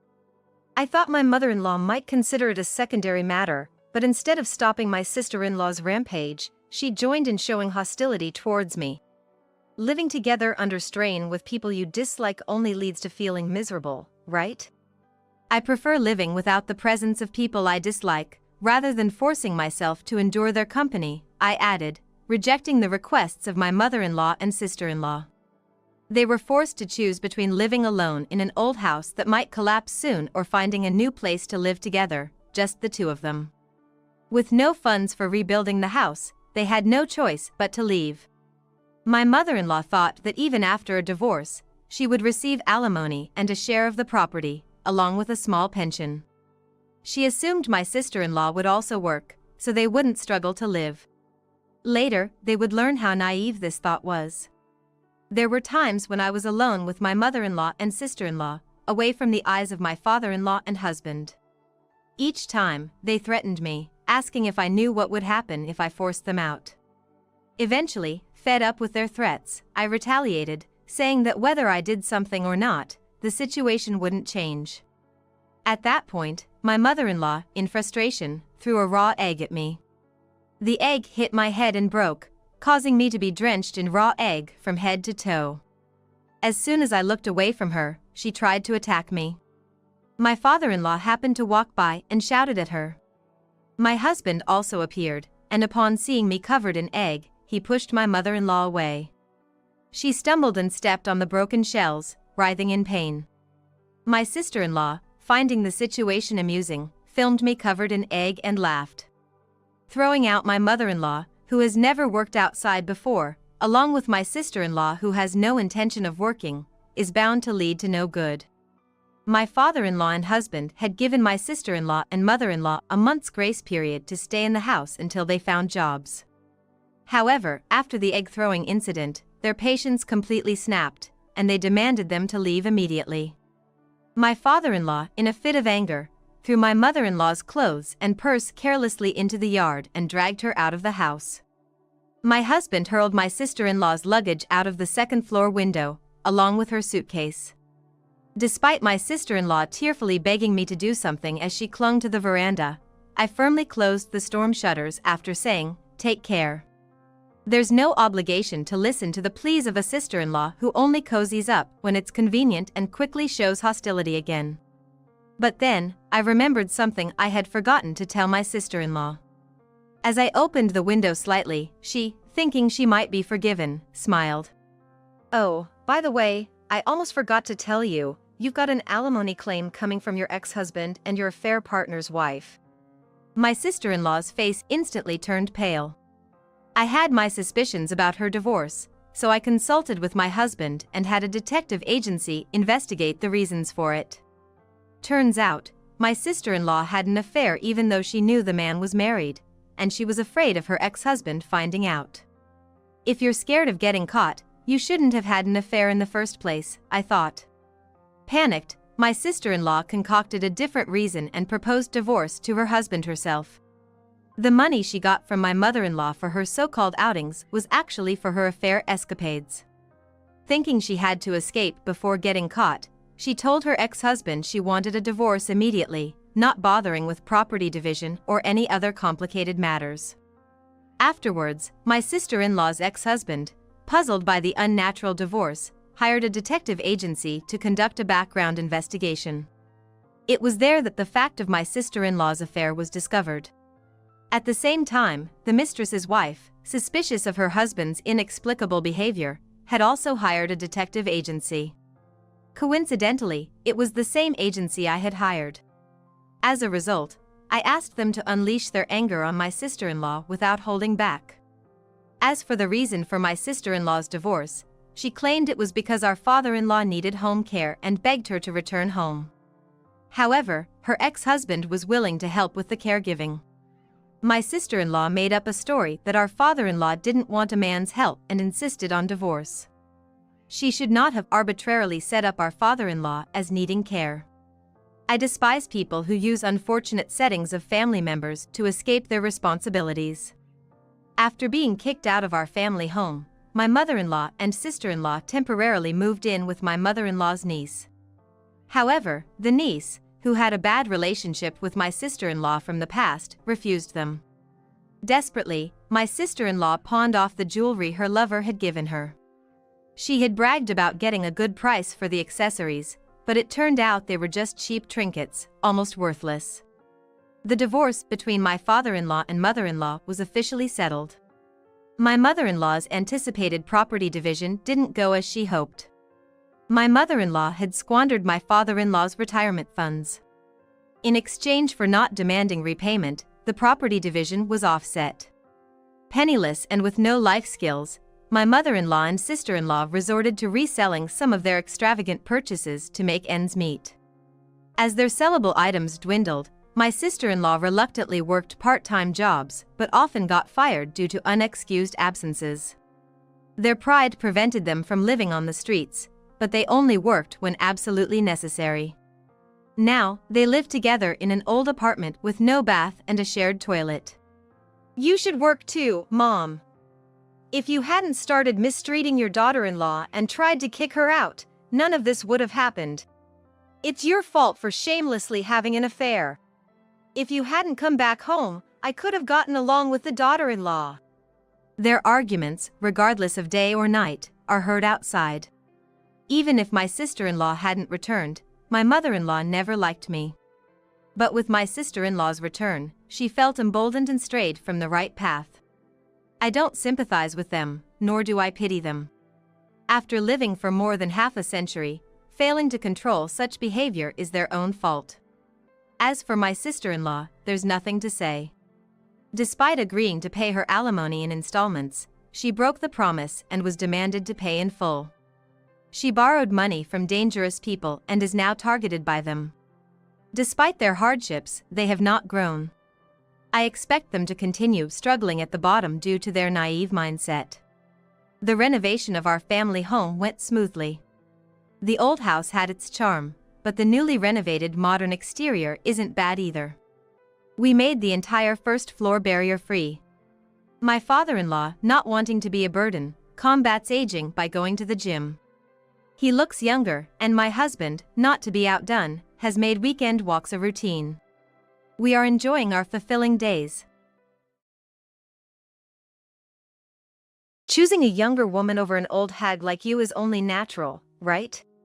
If I'm an old hag, then you're an old geezer. I wanted to snap back with that but held it in, glaring at my husband's smirking face. True, I'm older than my husband and the oldest in this house. The young woman my husband referred to, almost twice my junior, is none other than our daughter-in-law. Yes, the person my husband had an affair with is our son's wife.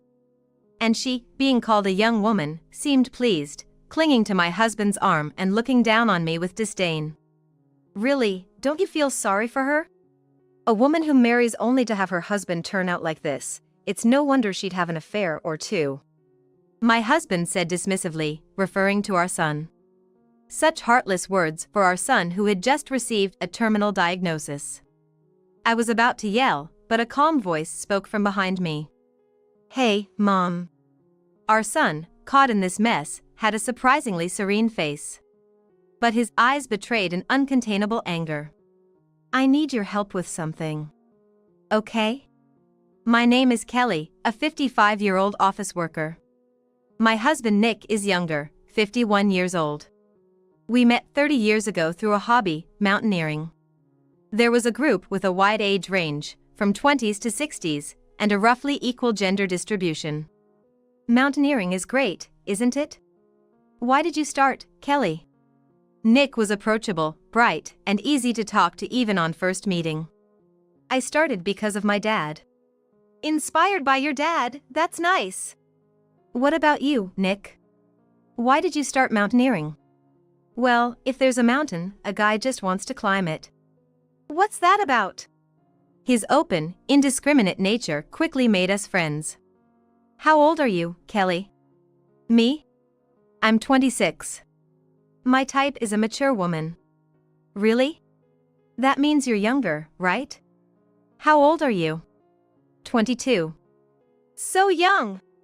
It's just a 4-year difference. It's quite a difference. Is it? Our conversation was so enjoyable.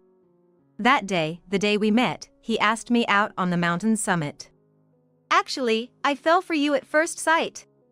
My heart had already been his during the climb, so I immediately agreed. From that day, we were a couple, sharing our passion for mountaineering. We enjoyed dates and never running out of things to talk about. A year into our relationship, I found out I was pregnant. This led to our marriage. After marrying, I realized Nick wasn't much of a saver. He was a hard-working employee, but at 23, he earned less than me and tended to spend his paycheck immediately.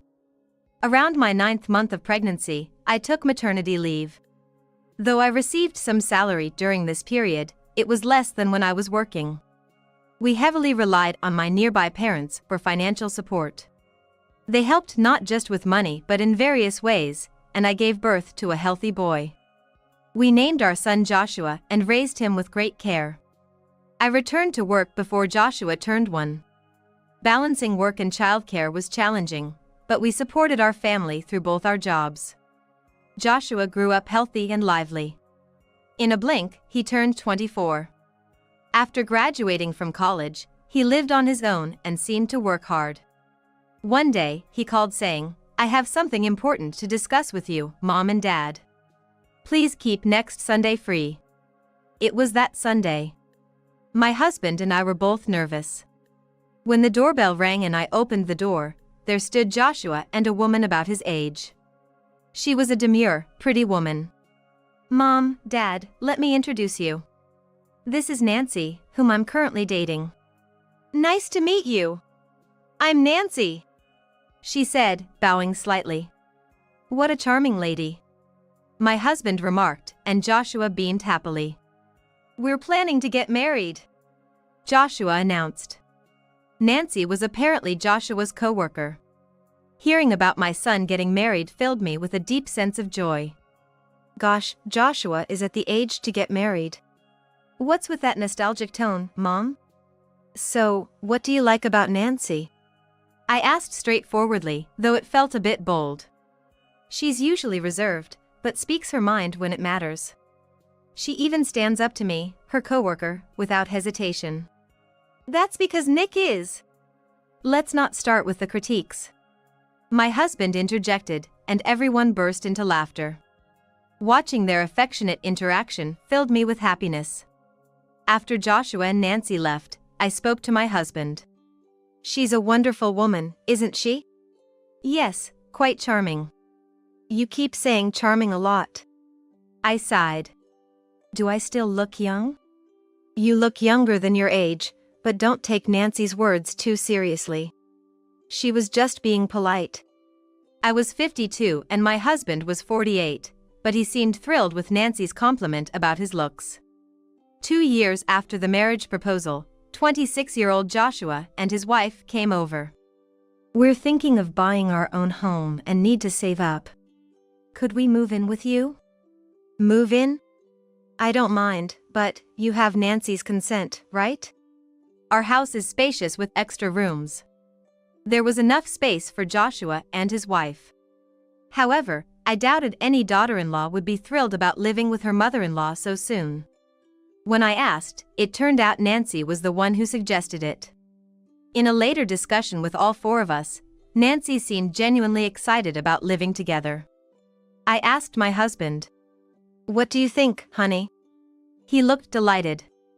If they live with us, we can see our grandchildren right away if they're born. Nodding in agreement. I understood his enthusiasm for potential grandchildren. We all agreed to start living together. I was still working, so I wasn't home much. Nancy quit her job after getting married and became a full-time homemaker. She took care of the house during the day. She has been a great help, taking on responsibilities like receiving deliveries and taking care of laundry and meal preparations. Thankfully, our limited time together meant fewer conflicts and life was smooth. But this arrangement didn't last long. About a year in, we discovered Joshua had a disease weakening his immune system. The dinner on the day of the diagnosis was silent. I tried to accept it, but couldn't help fearing the worst, leading to a sleepless night. After the diagnosis, Nancy started working to help with Joshua's medical expenses and was frequently out. As Joshua's condition worsened, he eventually needed a wheelchair. We all supported him and decided to rely on a daytime caregiver. One evening while I was washing dishes, my daughter-in-law, Nancy, had a request. I have sudden work tomorrow. But it's the day I'm supposed to take Joshua to the hospital. I tried to say no, but they insisted I must come in. Kelly, can you take Joshua to the hospital for me? Of course. Thanks. Oh, Mom's taking me tomorrow? Joshua's frail voice came from the living room, connected to the kitchen. I hurried over to listen. After the hospital, can we go shopping? There's something I want to buy. Sure. Why don't we grab some pancakes after shopping? There's that new pancake place, right? Nick suggested, browsing on his phone. Sounds good. Let's have lunch then. The next day, I pushed Joshua's wheelchair to the hospital. It was a busy Monday, and the crowded hospital seemed to tire Joshua. So, we decided to skip shopping and head home early. Joshua told me in the car that he wanted to buy a gift for Nancy. To thank her for always supporting him. But it's pathetic. I can't even shop for what I want. And we didn't get it today. He muttered sadly and I felt a lump in my throat hearing his words. Your intention is enough, I assured him, but he didn't respond. So I tried to sound cheerful. How about we make some pasta for lunch? We arrived home much earlier than planned. To my surprise, Nancy's car was there, though she was supposed to be at work. Huh? Did Nancy not go to work? As I got out of the car and passed Nancy's car, I saw something horrifying. Inside her car were Nancy and Nick, who was supposed to be at work. Joshua, can you go inside first? I asked, helping him into the house. After he was inside, I saw Nick through the car window. Crouching down, fumbling with something. Peering in, I caught him trying to buckle his belt in the cramped car, over Nancy. The car seat was reclined, and they were in a compromising position. Not at all like a father-in-law and daughter-in-law. I knocked on the window and told them to come inside. So, what exactly were you two doing in that tight space? I confronted them in a room separate from where Joshua rested. The situation was undeniably suspicious. But they didn't seem flustered. Waiting for one of them to speak, Nick snorted. It's obvious, isn't it? What else would a man and a woman do in a cramped car? His brazen response shocked me. I saw my husband with such an ugly expression for the first time. His attitude and words instantly made my blood boil. Man and woman? You're her father-in-law, and there's a significant age gap. Age is just a number. It's all about looks. I'm younger looking than sick Joshua, aren't I? He's pale and all. You think that way? I was just helping Nancy. She can't be intimate with her immobile husband. Poor Nancy, crying secretly knowing Joshua's life is short. I just offered her some comfort. You just took advantage of her. And Nancy, are you okay with this? I confronted my son's wife, who was standing beside my husband with a look of dissatisfaction on her face. I want to enjoy my life too. Work, hospital visits, house chores. I hate it. Why should I suffer while others my age have fun? Right, Nancy is still young. It's sad she's stuck caring for a sick person and working every day. Shut up! I yelled at Nick. Nick has money and health, so he can fulfill my desires. I've decided to switch to him, Nancy declared, and I was repulsed by their callousness. So, you've been involved since Joshua got sick? Yes. Nick admitted nonchalantly. Is all this true? The living room door opened, and there was Joshua, trembling with rage, looking at them. Is it true? While I'm suffering from illness, have you two been having a good time? Joshua confronted them loudly. However, it was the body of my son, weakened to its limits. His weakened body must have struggled to shout. I went to him and put my hand on his back. Joshua doesn't deserve to be yelled at. Nancy raised her voice. I thought I'd be happy after marrying. I quit my job for this, but ended up working again. No trips, no shopping, just hospital, work, and home. I've been sacrificing my desires for your care. That's right, Joshua. You should thank Nancy first. Joshua clenched his fists. I couldn't hold back and scolded Nancy. What kind of attitude is that? We have a caregiver during the day, and at night it's mainly me and your father taking care of you. And you say you had to work, but we were the ones paying most of the living expenses. The treatment costs were coming out of Joshua's insurance. Nancy's words sounded as if she had sacrificed everything, but that wasn't the case. She hadn't been taking care of Joshua at all. She was out working during the day, and at night, it was mostly me who looked after him. Even house chores like cooking and laundry, which we were supposed to share equally after she started working, ended up being mostly on me because she was overwhelmed at her new job. I had been supporting them financially and taking care of everything. At times, I felt like nothing more than a maid. Yet, I had cooperated, considering her plight of having a husband with a life-threatening illness at a young age. And to be treated this way was unbearable. Nick, however, seemed completely oblivious to my feelings. Looks like Nancy was quite dissatisfied with a lot of things. Nick said with a vile smirk.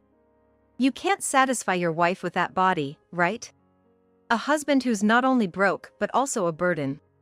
It's only natural for her to leave a sick husband like you. Right. Don't make me the villain. The bad one is you for getting sick. I couldn't contain my anger at a daughter-in-law who didn't provide care, didn't contribute to household chores, and didn't bring in any income. And my disgust for Nick, who, despite being a father, could insult his suffering son to such an extent. Enough from both of you. Why did Joshua, who had been planning to buy a gift for his wife after his hospital visit, have to endure this? I was infuriated. I want a divorce. I told Nick. I'm divorcing you. That suits me fine. I'd rather be with a young and pretty girl than an older woman. I'll give you your divorce. Nick replied, putting his arm around Nancy and snorting. Nancy, you should divorce him too, Joshua said to her in a trembling voice. I expected her to agree, but she immediately refused. No. If I divorce you now, I won't get your inheritance, right? After all the hardship I've endured, I deserve it. What are you saying?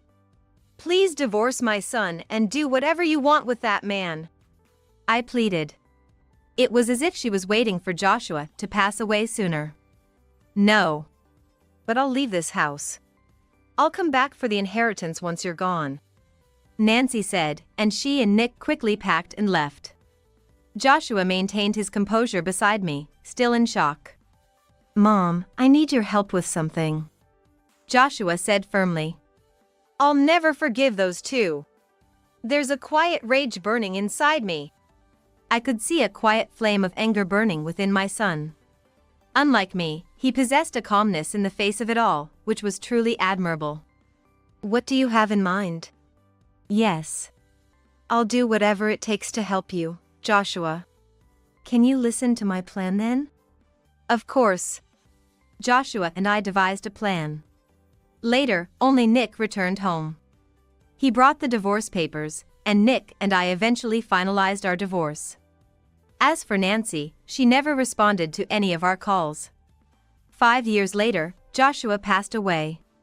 I always wished he could have outlived me. His funeral was attended by many, including medical staff and colleagues from his previous job. Among the many attendees, I spotted 2 faces I hadn't forgotten in 5 years. My ex-husband and Nancy. Oh, you're here. They both looked shabby. Nick, who had always boasted about his looks, appeared older than his age, his cheeks sunken. Nancy had lost her initial charm, her face hardened. They were both wearing worn-out clothes. As soon as they saw me, their eyes lit up like cats who had found their prey. I'm here for the inheritance, Nancy said to me as if it were the most natural thing in the world. I deserve to inherit because of all the hardship I went through caring for him. That's right. There should be an inheritance. You're not planning to keep it all to yourself, are you? A child's property should be inherited by their parents. Just because we divorced after an affair doesn't mean our parent-child relationship is over. I'm entitled to Joshua's inheritance too. Hurry up and give us the money! This man has no savings, and these past 5 years have been really tough. But I've endured it all, thinking I'd get Joshua's inheritance. The affair was 5 years ago, so you've forgiven us by now, right? Nancy's transformation was laughable. She used to sweetly call his name, and now she refers to him so casually. The only reason my ex-husband had money to spend freely was because I gave him an allowance. Since my salary was higher than his, I've been giving him money every month since we got married. I didn't want to risk him hiding his salary or not contributing to household expenses. So I gave him a bit more than necessary to avoid wasteful spending or hiding money. Despite divorcing me and marrying a younger woman, his nature hadn't changed. He was still no good at saving money and spent whatever he had. I bet life has been quite hard for the two of them since they left so boldly. I wonder where they found out about Joshua's death. They're really like hyenas. Come on, give us the inheritance. You must have savings for a house, right? Don't think you can use it all up. I'm taking that along with the inheritance. They pressed me, but I stood my ground and said firmly, There's no inheritance for you too. What do you mean? This is what I mean. I showed them a document. Their faces turned ashen upon seeing it. Give it to me. Nancy snatched the document, trembling. Donation certificate. She read slowly. Yes, Joshua recently realized his time was near and donated his entire fortune to a medical research institution. This is the certificate. All of Joshua's inheritance you were after is gone. No way! What was the point of enduring these 5 years? She seemed to have grown tired of Nick, staying with him only for the sake of Joshua's inheritance. Then give me the money! I'm the one who took care of your son. I took him to the hospital, worked part-time, and sacrificed myself for him. I deserve to be paid. Nancy demanded money from me. There's something I haven't been able to tell you because you two have been missing. Let me tell you now. What? Nancy raised her eyebrows. I revealed another truth. You're no longer Joshua's wife. The divorce has already been finalized. So, you don't have any right to his inheritance. What? That's a lie. Nancy was shocked. The truth is, on the day Nick and Nancy's affair was exposed, Joshua recorded their conversation from the other side of the door. After they left our home, Joshua and I took the recording to a lawyer. We explained that Joshua wanted to divorce his wife, who had become unreachable due to her affair. The lawyer suggested a court process. Public notice was given, and with Nancy absent, the trial began. Joshua's divorce was easily granted. So, Nancy, even though you've been acting like Joshua's wife, you've been a stranger for a long time. A stranger? Such a foolishness. To think you've been living with another man for 5 years. If Nick truly loved Nancy, he might have changed his heart and urged her to divorce and remarry him. But in the end, Nick just wanted a young woman who would provide him with physical comfort and care. Neither of them made any effort to change their situation, simply waiting eagerly for Joshua to pass away. That's why Nancy didn't realize she was single, and Nick didn't want to let go of his young wife who catered to him. I sighed heavily and turned to face them. Furthermore, I'm demanding compensation. You'll have to pay for the damages. Damages? You can't be serious. We're already in debt. We thought Joshua's inheritance would clear our debts, but we can't pay any damages. Exactly. Why are you demanding damages now? I always intended to demand compensation. You two just disappeared before I could. Now that you're back, of course, I'm going to ask for it. By the way, I've recorded everything you've said since you arrived. So, don't even try to deny the affair now. I informed them, and they were so infuriated by my words that they lunged at me. Hey! What are you doing? Fortunately, medical staff and company employees present at the scene restrained them, so I wasn't hurt. Are you all right? Yes, thank you. While being restrained, Nick and Nancy continued to yell, "Give us the money."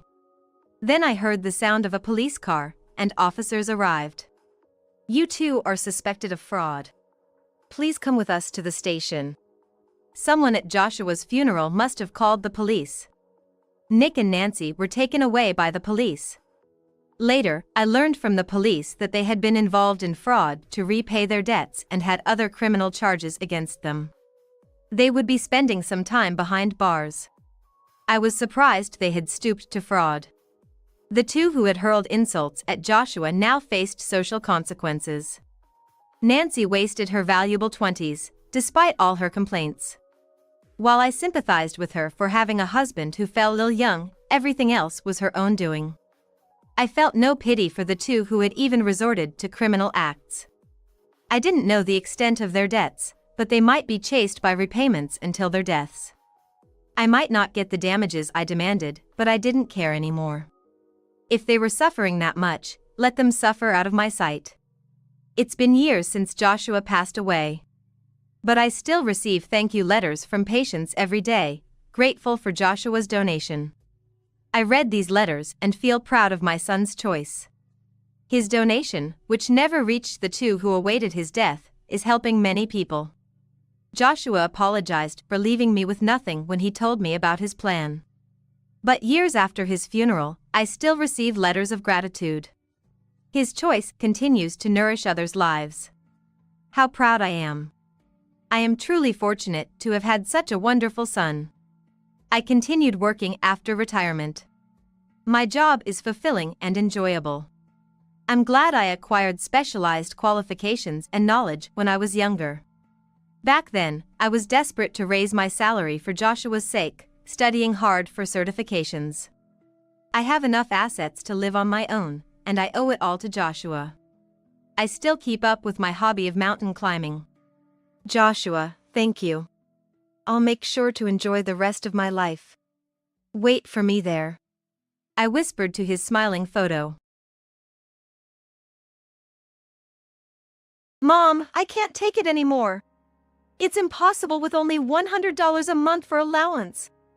Emily, my daughter who had moved to New York for college, had come home several times a year, but I had never heard such a complaint from her. What? I've been transferring $2,200 every month. At first, I couldn't understand what Emily was talking about. I raised my voice in surprise, but Emily shouted back, equally surprised. What? $2,200? Could the transfer have gone to the wrong account? No, that couldn't be. If the transfer had been wrong, I would have heard from my sister-in-law and her husband. The monthly allowance was actually being transferred to their account. Considering Emily's busy college life and the possibility of her forgetting to pay rent, I had been transferring the combined amount for her living expenses and rent to my sister-in-law's account. They were supposed to hand over $1,600 to Emily after deducting rent. Emily, crying on the phone, wouldn't lie about such things. No way! A thought crossed my mind. One I didn't want to consider, but it seemed the only explanation. After ending the call with Emily, I hurried to a certain place. My name is Julia, 47 years old. Currently, I work part-time at a local supermarket. Since marrying my husband, Jeff, we had 2 children. Our son, Chris, is 23 this year. Emily, our daughter, is 20 and currently studying at a university in New York. Emily has always been a bit scatterbrained and lively, so I never imagined she would get into one of the top universities in New York. Unlike Emily, Chris was always serious and good at his studies from childhood, but he's almost in a state of seclusion now. The trigger for his seclusion was failing his college entrance exams. Chris, being introverted, had few friends and took pride in being more academically inclined than his socially active sister, Emily. He always told himself, studying is more important than playing for the future. He might have also harbored a feeling of not wanting to lose to Emily, who was enjoying her youth. Despite maintaining top grades in high school, Chris failed his college entrance exams. Everyone thought his admission was a sure thing, so the shock was tremendous for him. He couldn't understand why he failed. On the day of the results, expecting his success, we prepared a lavish meal and waited for his return. But the moment he came back, I knew something terrible had happened. He had a look of despair I had never seen before. Since then, Chris barely left his room. He's not aggressive towards us and communicates when necessary. But he shows no intention of working. Whenever we bring up employment, he shuts down. Emily, witnessing Chris's failure, seemed to have put in her own effort in her way.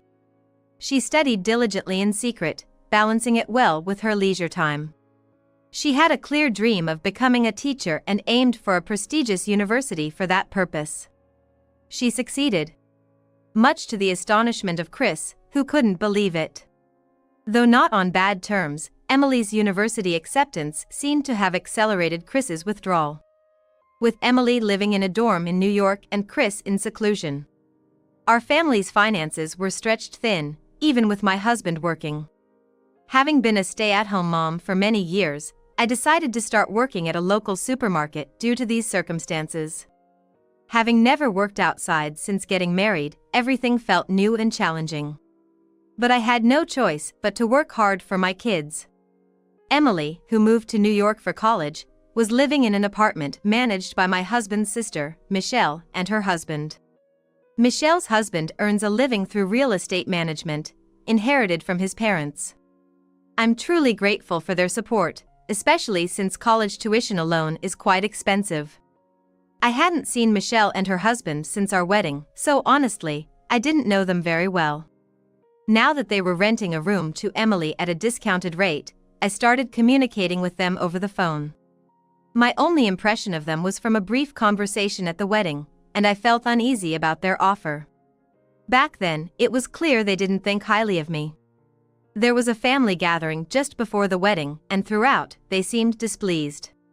Even when I greeted them, their responses were curt, to the point where I thought, I'd rather not deal with these people. We hadn't interacted for a long time, but with Emily's college enrollment, Jeff reached out to them. Have you been keeping in touch with your sister regularly? I asked Jeff, feeling anxious, but his response was vague. Yeah, we chat occasionally, and I trust my sister completely.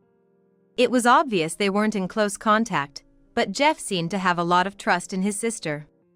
Not wanting to sound bitter, I agreed to accept their offer. Emily, too, seemed apprehensive about relying on an aunt she hadn't met, but she couldn't complain. She readily agreed to our suggestion. Once Emily started living in Michelle's apartment, Jeff started receiving frequent calls from his sister. I thought she was just concerned about Emily. But listening to their conversations, it didn't seem that way. She's just nervous because she hasn't seen you guys in years. Can you cut her some slack? It appeared Michelle and her husband were displeased with Emily's behavior. But what did they expect from Emily, their niece? Since Emily herself didn't complain, I assumed they were only venting to Jeff, but my anxiety grew day by day.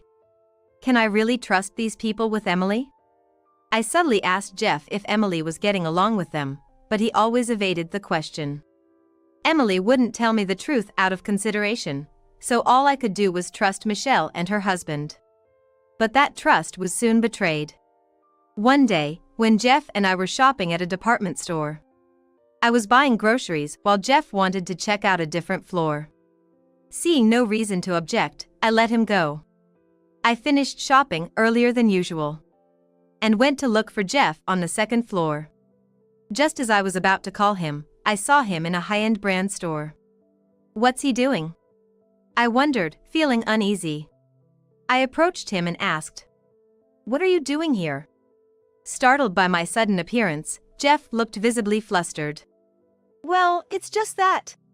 He seemed to have bought something, and a salesperson was packing the item.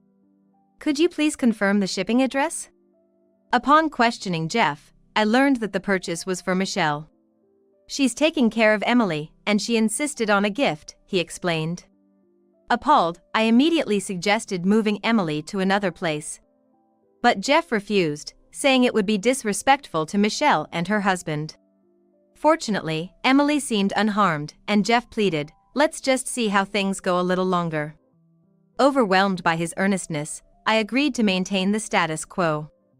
About a year after Emily started college, a phone call from her revealed a shocking truth. Mom, I can't take it anymore. Surviving on just $100 a month allowance is impossible. I had heard nothing like this from Emily, who had come home several times a year. What? I'm transferring $2,200 every month. Initially, I couldn't understand what Emily was talking about. I blurted out in shock, but Emily, not to be outdone, yelled back. What? $2,200? Could the transfer have gone to the wrong account? No, that couldn't be. If it had, my sister-in-law and her husband would have contacted us. I was transferring the monthly allowance to their account because, with Emily's busy life at college in New York, forgetting to pay rent would be disastrous. So, I had been sending the combined amount for her living expenses and rent to them. They were supposed to give Emily $1,600 after deducting the rent. Emily, crying on the phone, couldn't be lying. She must have been living on the edge. I hurriedly transferred a few $1,000s to Emily's account, even before verifying the facts with my sister-in-law. But there was someone else I needed to talk to before that. My son, Chris. He's the one who's been making the monthly transfers to Emily. Although Chris has been mostly confined to his room, I had asked him to do the transfers, so he would occasionally step outside. I trusted him with this important task, hoping it would be meaningful for him. I couldn't imagine Chris stealing the allowance. But he might know something. With a heavy heart, I knocked on Chris's door. Chris, I just got a call from Emily. She says she's only receiving $100 a month. A heavy sigh came from inside the room. You think I stole it? Chris's direct response caught me off guard. Sensing the slight doubt I had harbored, I hastily denied it, but Chris didn't respond further. That night, when Jeff came home, I immediately shared this puzzling situation. That's it. I need to have a serious talk with Chris. Jeff seemed convinced Chris had stolen the money.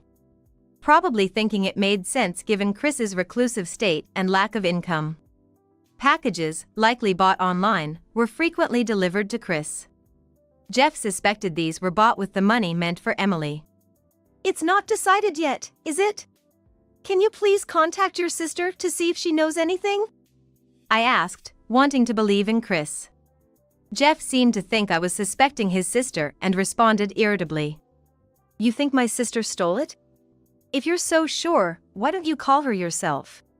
Feeling it was pointless to continue discussing with Jeff, I decided to contact my sister-in-law. When I told her about Emily's call, she reacted so dramatically that it almost seemed exaggerated. What? You're transferring $2,200? I'm only getting $700 a month. She should have been receiving $600 for rent, so her reaction made me question why she hadn't found it strange that Emily was only receiving $100. Jeff said your son is the one making the transfers, right? From her tone, it was clear she suspected Chris had taken the money. Indeed, I ask my son to make the transfers every month, but there's no way he would do anything to trouble his sister. I was angered by her insinuations and blurted out defensively. So what are you saying? Are you accusing us of stealing the money you sent? She was furious one moment and then abruptly hung up the phone the next. I just wanted to know if she had any idea about the situation, but her accusatory tone towards Chris felt off to me. A few days after Emily's call. Are you a relative of Emily? I received a call from a hospital in New York on my cell phone. It turned out that Emily had collapsed from overwork and was rushed to the hospital. Though they assured me her life wasn't in danger, I hurried to her side after getting the call. Led by a nurse, I entered Emily's hospital room and saw her lying there, much more gaunt than before. Mom, I'm sorry for worrying you. She whispered weakly, forcing a smile for me. After the call, I had transferred some money to her, but it seems her previous overexertion had caught up with her. She told me she had been working night shifts after college classes every day. With just $100 from my sister-in-law, she couldn't even cover her utility bills, let alone food and transportation expenses. Why didn't you say anything when you came home? I asked through tears. But Emily simply said she didn't want to worry me. Had my sister-in-law Michelle not noticed Emily's condition over the past year? Shouldn't she have shown some concern? Although I had been grateful to Michelle and her husband for providing a cheap room, my gratitude had now turned to anger. I explained to Emily that I'd be staying in New York for a bit and then headed straight to Michelle's house. When I rang the doorbell and announced myself, Michelle seemed surprised to see me. Well, yeah, collapsing from just $100 a month isn't surprising, she said with a laugh when I told her about Emily's condition. Aren't you concerned? Didn't you notice anything odd about Emily? I demanded, unable to contain my anger. Who do you think you are? Blaming us? Do you realize who's been allowing your daughter to live? With a ferocity as if she was about to lunge at me, my sister-in-law yelled. I had felt something was off during our phone conversation, and now it was clear. It seemed like she had something to hide and was getting defensive when accused, which couldn't be helped. First of all, your good-for-nothing son. It's obvious he's been stealing the money. And you're blaming us? Do you have any proof? Michelle insulted Chris and ended our conversation abruptly, slamming the door in my face. I stayed in New York for a while to watch over Emily. During this time, I told her about the allowance and that Chris was responsible for transferring it. Aunt Michelle says my brother stole it? No way, Chris would never do that. Listening to her, I realized Emily had been suspicious of Michelle and her husband's actions since starting college. She thought it unlikely that I would only provide a $100 allowance, but was too afraid to bring it up, fearing a mistake. My heart ached for her consideration. A few days later, after all the tests confirmed there was no serious issue, Emily's color improved and she was discharged. I'm sorry for all the worry, but I'm fine now. Despite her lingering distrust towards Michelle and her husband, Emily was also worried about Chris. Indeed, I was concerned whether Jeff had said anything to Chris, accusing him of theft. I handed Emily enough money and decided to return home for the time being. Upon returning home and checking with my husband, it seemed there was no contact from my sister-in-law. He also hadn't spoken much with Chris, which was a relief as it meant the worst-case scenario was avoided. I went to see Emily and also stopped by Michelle's. I told Jeff about Emily's worn-out state and her overworking for living expenses. I subtly criticized Michelle and her husband for their lack of concern. Michelle's busy, probably only sees Emily when handing over the money each month. Jeff said, more concerned about his sister than his own daughter's health. Aren't you worried about your daughter collapsing? Is Michelle that important to you? She's calling Chris a thief. Jeff frowned at my words. It's obvious Chris did it, isn't it? What about all the packages he receives? How else would he afford them? He said excitedly, then realized he had gone too far. He seemed to regret speaking so harshly. Anyway, please stop speaking ill of my sister. Maybe ask Chris a bit more if he knows anything. Saying this, my husband left the room, looking embarrassed. After a while, I heard the door on the second floor open. It was Chris coming out of his room. He must have overheard our earlier argument because we had raised our voices. Coming down the stairs, Chris let out a big sigh and looked me in the eyes. I swear, I didn't steal any money. There's no way I would steal Emily's important money. His face was earnest. And it was unusual for him to leave his room and come to me like this. He must really want to clear his suspicion. Mom, I'll go to Aunt Michelle's and ask her directly. I nodded emphatically at Chris's words. The next day, Chris and I headed straight to Michelle's house. It had been years since I last went out with Chris. Despite the situation, I couldn't help but think about that. Throughout the train ride, Chris was silent, but from his demeanor, I was convinced Michelle and her husband were stealing the money. Chris's eyes said it all. And he was worried about Emily. He couldn't forgive Michelle and her husband for putting his dear sister through this. He said he was going to ask, but I knew he wanted to confront them about their actions.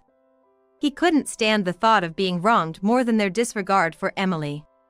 When we arrived at the station, we immediately went to Michelle's house. I assumed if we called ahead, they would find a reason to turn us away. Sure enough, Michelle was clearly flustered by our unexpected visit. She seemed incredulous that Chris, whom she'd heard was reclusive, was here. Aunt Michelle, sorry to bother you suddenly. About Emily's allowance, I've been transferring $2,200 every month without fail. This is the correct account number, right? Chris didn't give Michelle a chance to interject, showing her the account number noted on his smartphone. This is important. Can you check it right now? Michelle looked evasive, but urged by Chris, she went to get her bank book. When she returned with it, Chris didn't waste a moment. Is this right? Can you confirm the number for me? After Chris recited the account number, Michelle responded. It seems correct. Hearing this, Chris nodded and continued. I thought so. Could you please open that book and show us? If the amount written is $700, then I must have made some mistake. Chris was straightforward, looking Michelle in the eyes. Indeed, if Michelle was right about Chris stealing the money, it would all be proven by that book. Mom said that when she visited last time, you were sure I was stealing the money, right? If you show us now, she'll be convinced, won't she? Whether her son is lying or not. It was like a scene from a detective show, with Chris trying to prove his innocence. Michelle, on the other hand, was just standing there, overwhelmed by the situation. Why do I have to show you what's in my bank book? Are you saying I stole it? Michelle was clearly agitated and snapped at Chris. But Chris didn't rise to her provocation, staying calm. I'm not saying you stole anything, Aunt Michelle. Maybe there was some trouble with the system. Anyway, can you please show us where the depositor's name says Chris? I joined in, urging her, please, we just want to clear this up. Michelle's face turned red as she screamed. Enough already. Don't act all high and mighty when you're the one stealing the money. She was like a child throwing a tantrum, trying to chase us out. Then, as my sister-in-law shouted, "Get out!" Chris, defying her, squeezed out a forceful response. I'll prove you stole it, no doubt about it. Chris's intense voice silenced my sister-in-law for a moment. Seeing this, Chris said, "That's enough for today," and turned his back to her. I followed Chris without a word, unable to speak. Chris! Wait, Chris! When I looked at his face, it was distorted with frustration. He was upset about not being able to prove his innocence. I shouldn't have spoken to you like I doubted you. But listen, I don't think you stole anything anymore. I said this firmly, apologizing wholeheartedly to Chris. In response, as if answering my words, he muttered, "I know." I suggested visiting Emily, who was recovering.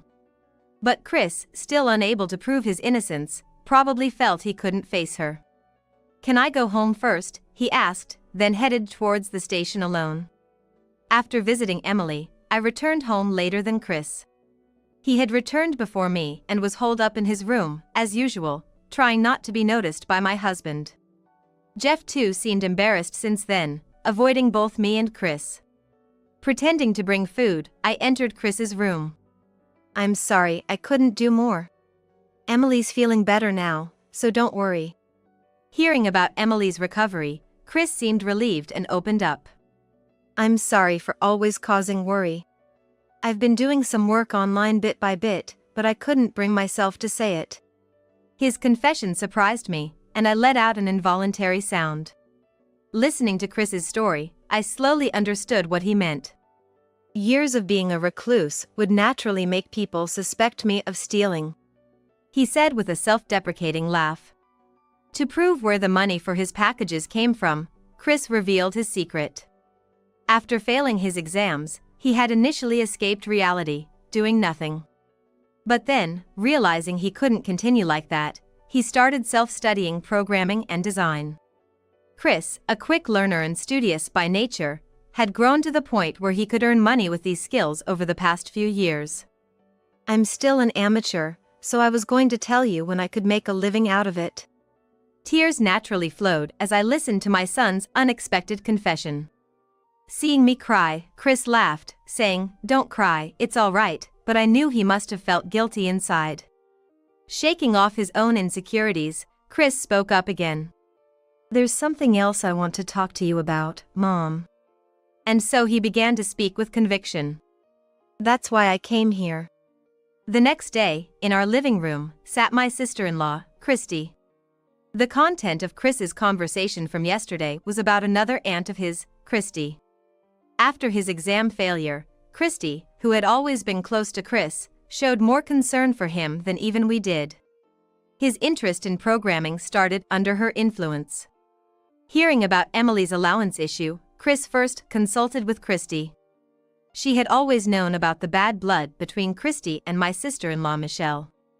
Unlike my husband Jeff, who had absolute trust in Michelle, Christy didn't trust her. She was close enough to visit our house occasionally, but hated Michelle. Indeed, Christy had always been very helpful to me, more straightforward than Michelle. Christy suggested framing Michelle to make her confess. He seemed lively and happy around Christy, a rare sight for me. Grateful to Christy for making Chris this happy, I felt I couldn't thank her enough. That jerk, making my dear nephew and niece suffer like this. I'll expose her soon, Christy said, eager to teach Michelle a lesson, as she and Chris enthusiastically planned together. Without Christy, I shudder to think what might have become of Chris. Watching them, I felt conflicted as a parent, but I had no choice but to rely on Christy's plan. We readied ourselves and decided to confront Michelle again the next day. I was determined to make her regret insulting my dear son. Containing my eagerness, we prepared for the next day. The following day. Did Jeff suspect anything? Christy asked while munching on her lunch in the train heading to Michelle's house. Fortunately, Jeff seemed his usual self, unaware of our plan. I was worried he might side with his sister if he found out about our plan at this stage. He cares about Chris and Emily, but for some reason, he can't stand up to his sister. According to Christy, their relationship has always been like that. It's not so much about trust or admiration, it's more like he can't defy her, she said with a sense of resignation. Compared to my serious and dull husband, Christy was bright and carefree. She grew up seeing her sister-in-law bossing around her brother and was determined not to end up like that. Christy is still single and makes a living as a freelancer. Though Chris had failed his exams, seeing Christy living independently and on her terms must have inspired him not to give up. We enjoyed our time together, but soon we would be arriving in New York. Christy's plan seemed surprisingly simple, almost childlike, but she was confident. "This is where I excel," she said, pointing to her head and smiling at me and Chris. "Big sis, what's going on here?" Arriving at Michelle's house, Christy confronted her in a seemingly distressed manner. Michelle seemed utterly unprepared for Christy's visit. "I deposited the money for Chris once. And now I'm being accused of stealing it?" Following Christy's instructions, Chris and I stayed hidden near Michelle's house, watching the two of them. "What? Why would you make the deposit for Chris?" Michelle asked, her anger evident. "Because I live nearby. Unlike Chris, I keep proper transaction records." At her words, Michelle's face turned pale. "What do you mean by that? Are you also saying I stole it?" Christy wouldn't let her get away with playing dumb. "So where did the $1,600 go?" "Never mind, I'll take the transaction records and go to Jeff." As Christy turned to leave, Michelle immediately shouted, Wait. Just wait a minute. I understand. Christy's plan worked perfectly, and Michelle took the bait. "Say I was told by Chris to let him take some of the money for himself. It's obvious Jeff will believe me over a reclusive son." At that moment, Christy grinned mischievously. "Big sis, are you admitting that you stole Emily's money?" Michelle, thinking Christy was shaking her down, clicked her tongue and responded, "As usual with you. It's obvious, isn't it?" It was indeed as we suspected. Watching this exchange, Chris burst out, "So, you were the one who stole it?" Michelle was taken aback at the sudden appearance of Chris. "What are you doing here?" Confused, she looked at Christy standing nearby, who couldn't help but burst into laughter. "Big sis, you're so naive. You've always underestimated us, and that's why you were tricked so easily." Christy then turned serious and pulled out her phone. "Just so you know, I recorded our conversation." Michelle glared at Christy resentfully, then turned to plead with me and Chris. "I'm so sorry. I never meant to trouble Emily. It was just a moment of weakness, Chris, I'm sorry for saying such terrible things to you." Michelle suddenly burst into a tirade and then, right there, she knelt down and apologized to us. "Stop it, sis. It's embarrassing. I'll report this to Jeff, so just wait. Running away is useless, you know?" Stunned by Christy's words, my sister-in-law began to sob right there. Urged by Christy's "let's go," Chris and I decided to leave the scene. Afterward, the three of us headed to Emily's apartment. The whole truth of the incident was revealed by Christy, proving Chris's innocence. "But Emily never doubted Chris at all," I explained, but it seemed the two siblings understood each other's feelings well enough. Anyway, it was decided that we would move out of the apartment immediately. Due to the hardships of the past year, there was hardly any luggage in the room. It took less than an hour to pack up everything. "Let's go home for now." After a light meal, the four of us returned to the house where Jeff was waiting. "I see." Hearing our explanation and bringing Emily back home, Jeff let out a deep sigh. We played him the recording Christy made of her conversation with Michelle and explained everything. Shocked to learn of his sister's crime, Jeff seemed deeply affected. However, accepting the truth, he spoke heavily. "Chris, I'm truly sorry for doubting you." Jeff sincerely apologized. Chris accepted the apology with a nod. Christy, send me that audio file. I'm going to the police now. Jeff, resolute, decided to report the theft by Michelle and her husband to the police. It must have taken immense courage for him to make this decision. But now, maybe we were finally freed from his sister's control. A few days later, the police, informed by Jeff, arrested Michelle and her husband. The evidence of theft was clear in their bank account, and they quickly confessed. For a real estate company that relies on trust, this arrest was devastating. According to Jeff, who visited the police station as a relative of the accused, Michelle's mental state was deteriorating day by day. Betrayed by her brother and sister, she was in shock. Moreover, she seemed to understand that her real hell would begin after serving her sentence. The survival of their company was doubtful, and their luxurious lifestyle was now impossible. It was self-inflicted, but I couldn't help feeling a little sorry for Jeff. The money meant for Emily was returned from another account of Michelle and her husband. With that money, Emily rented a new apartment.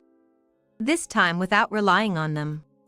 Chris, along with Christy, started a small design company.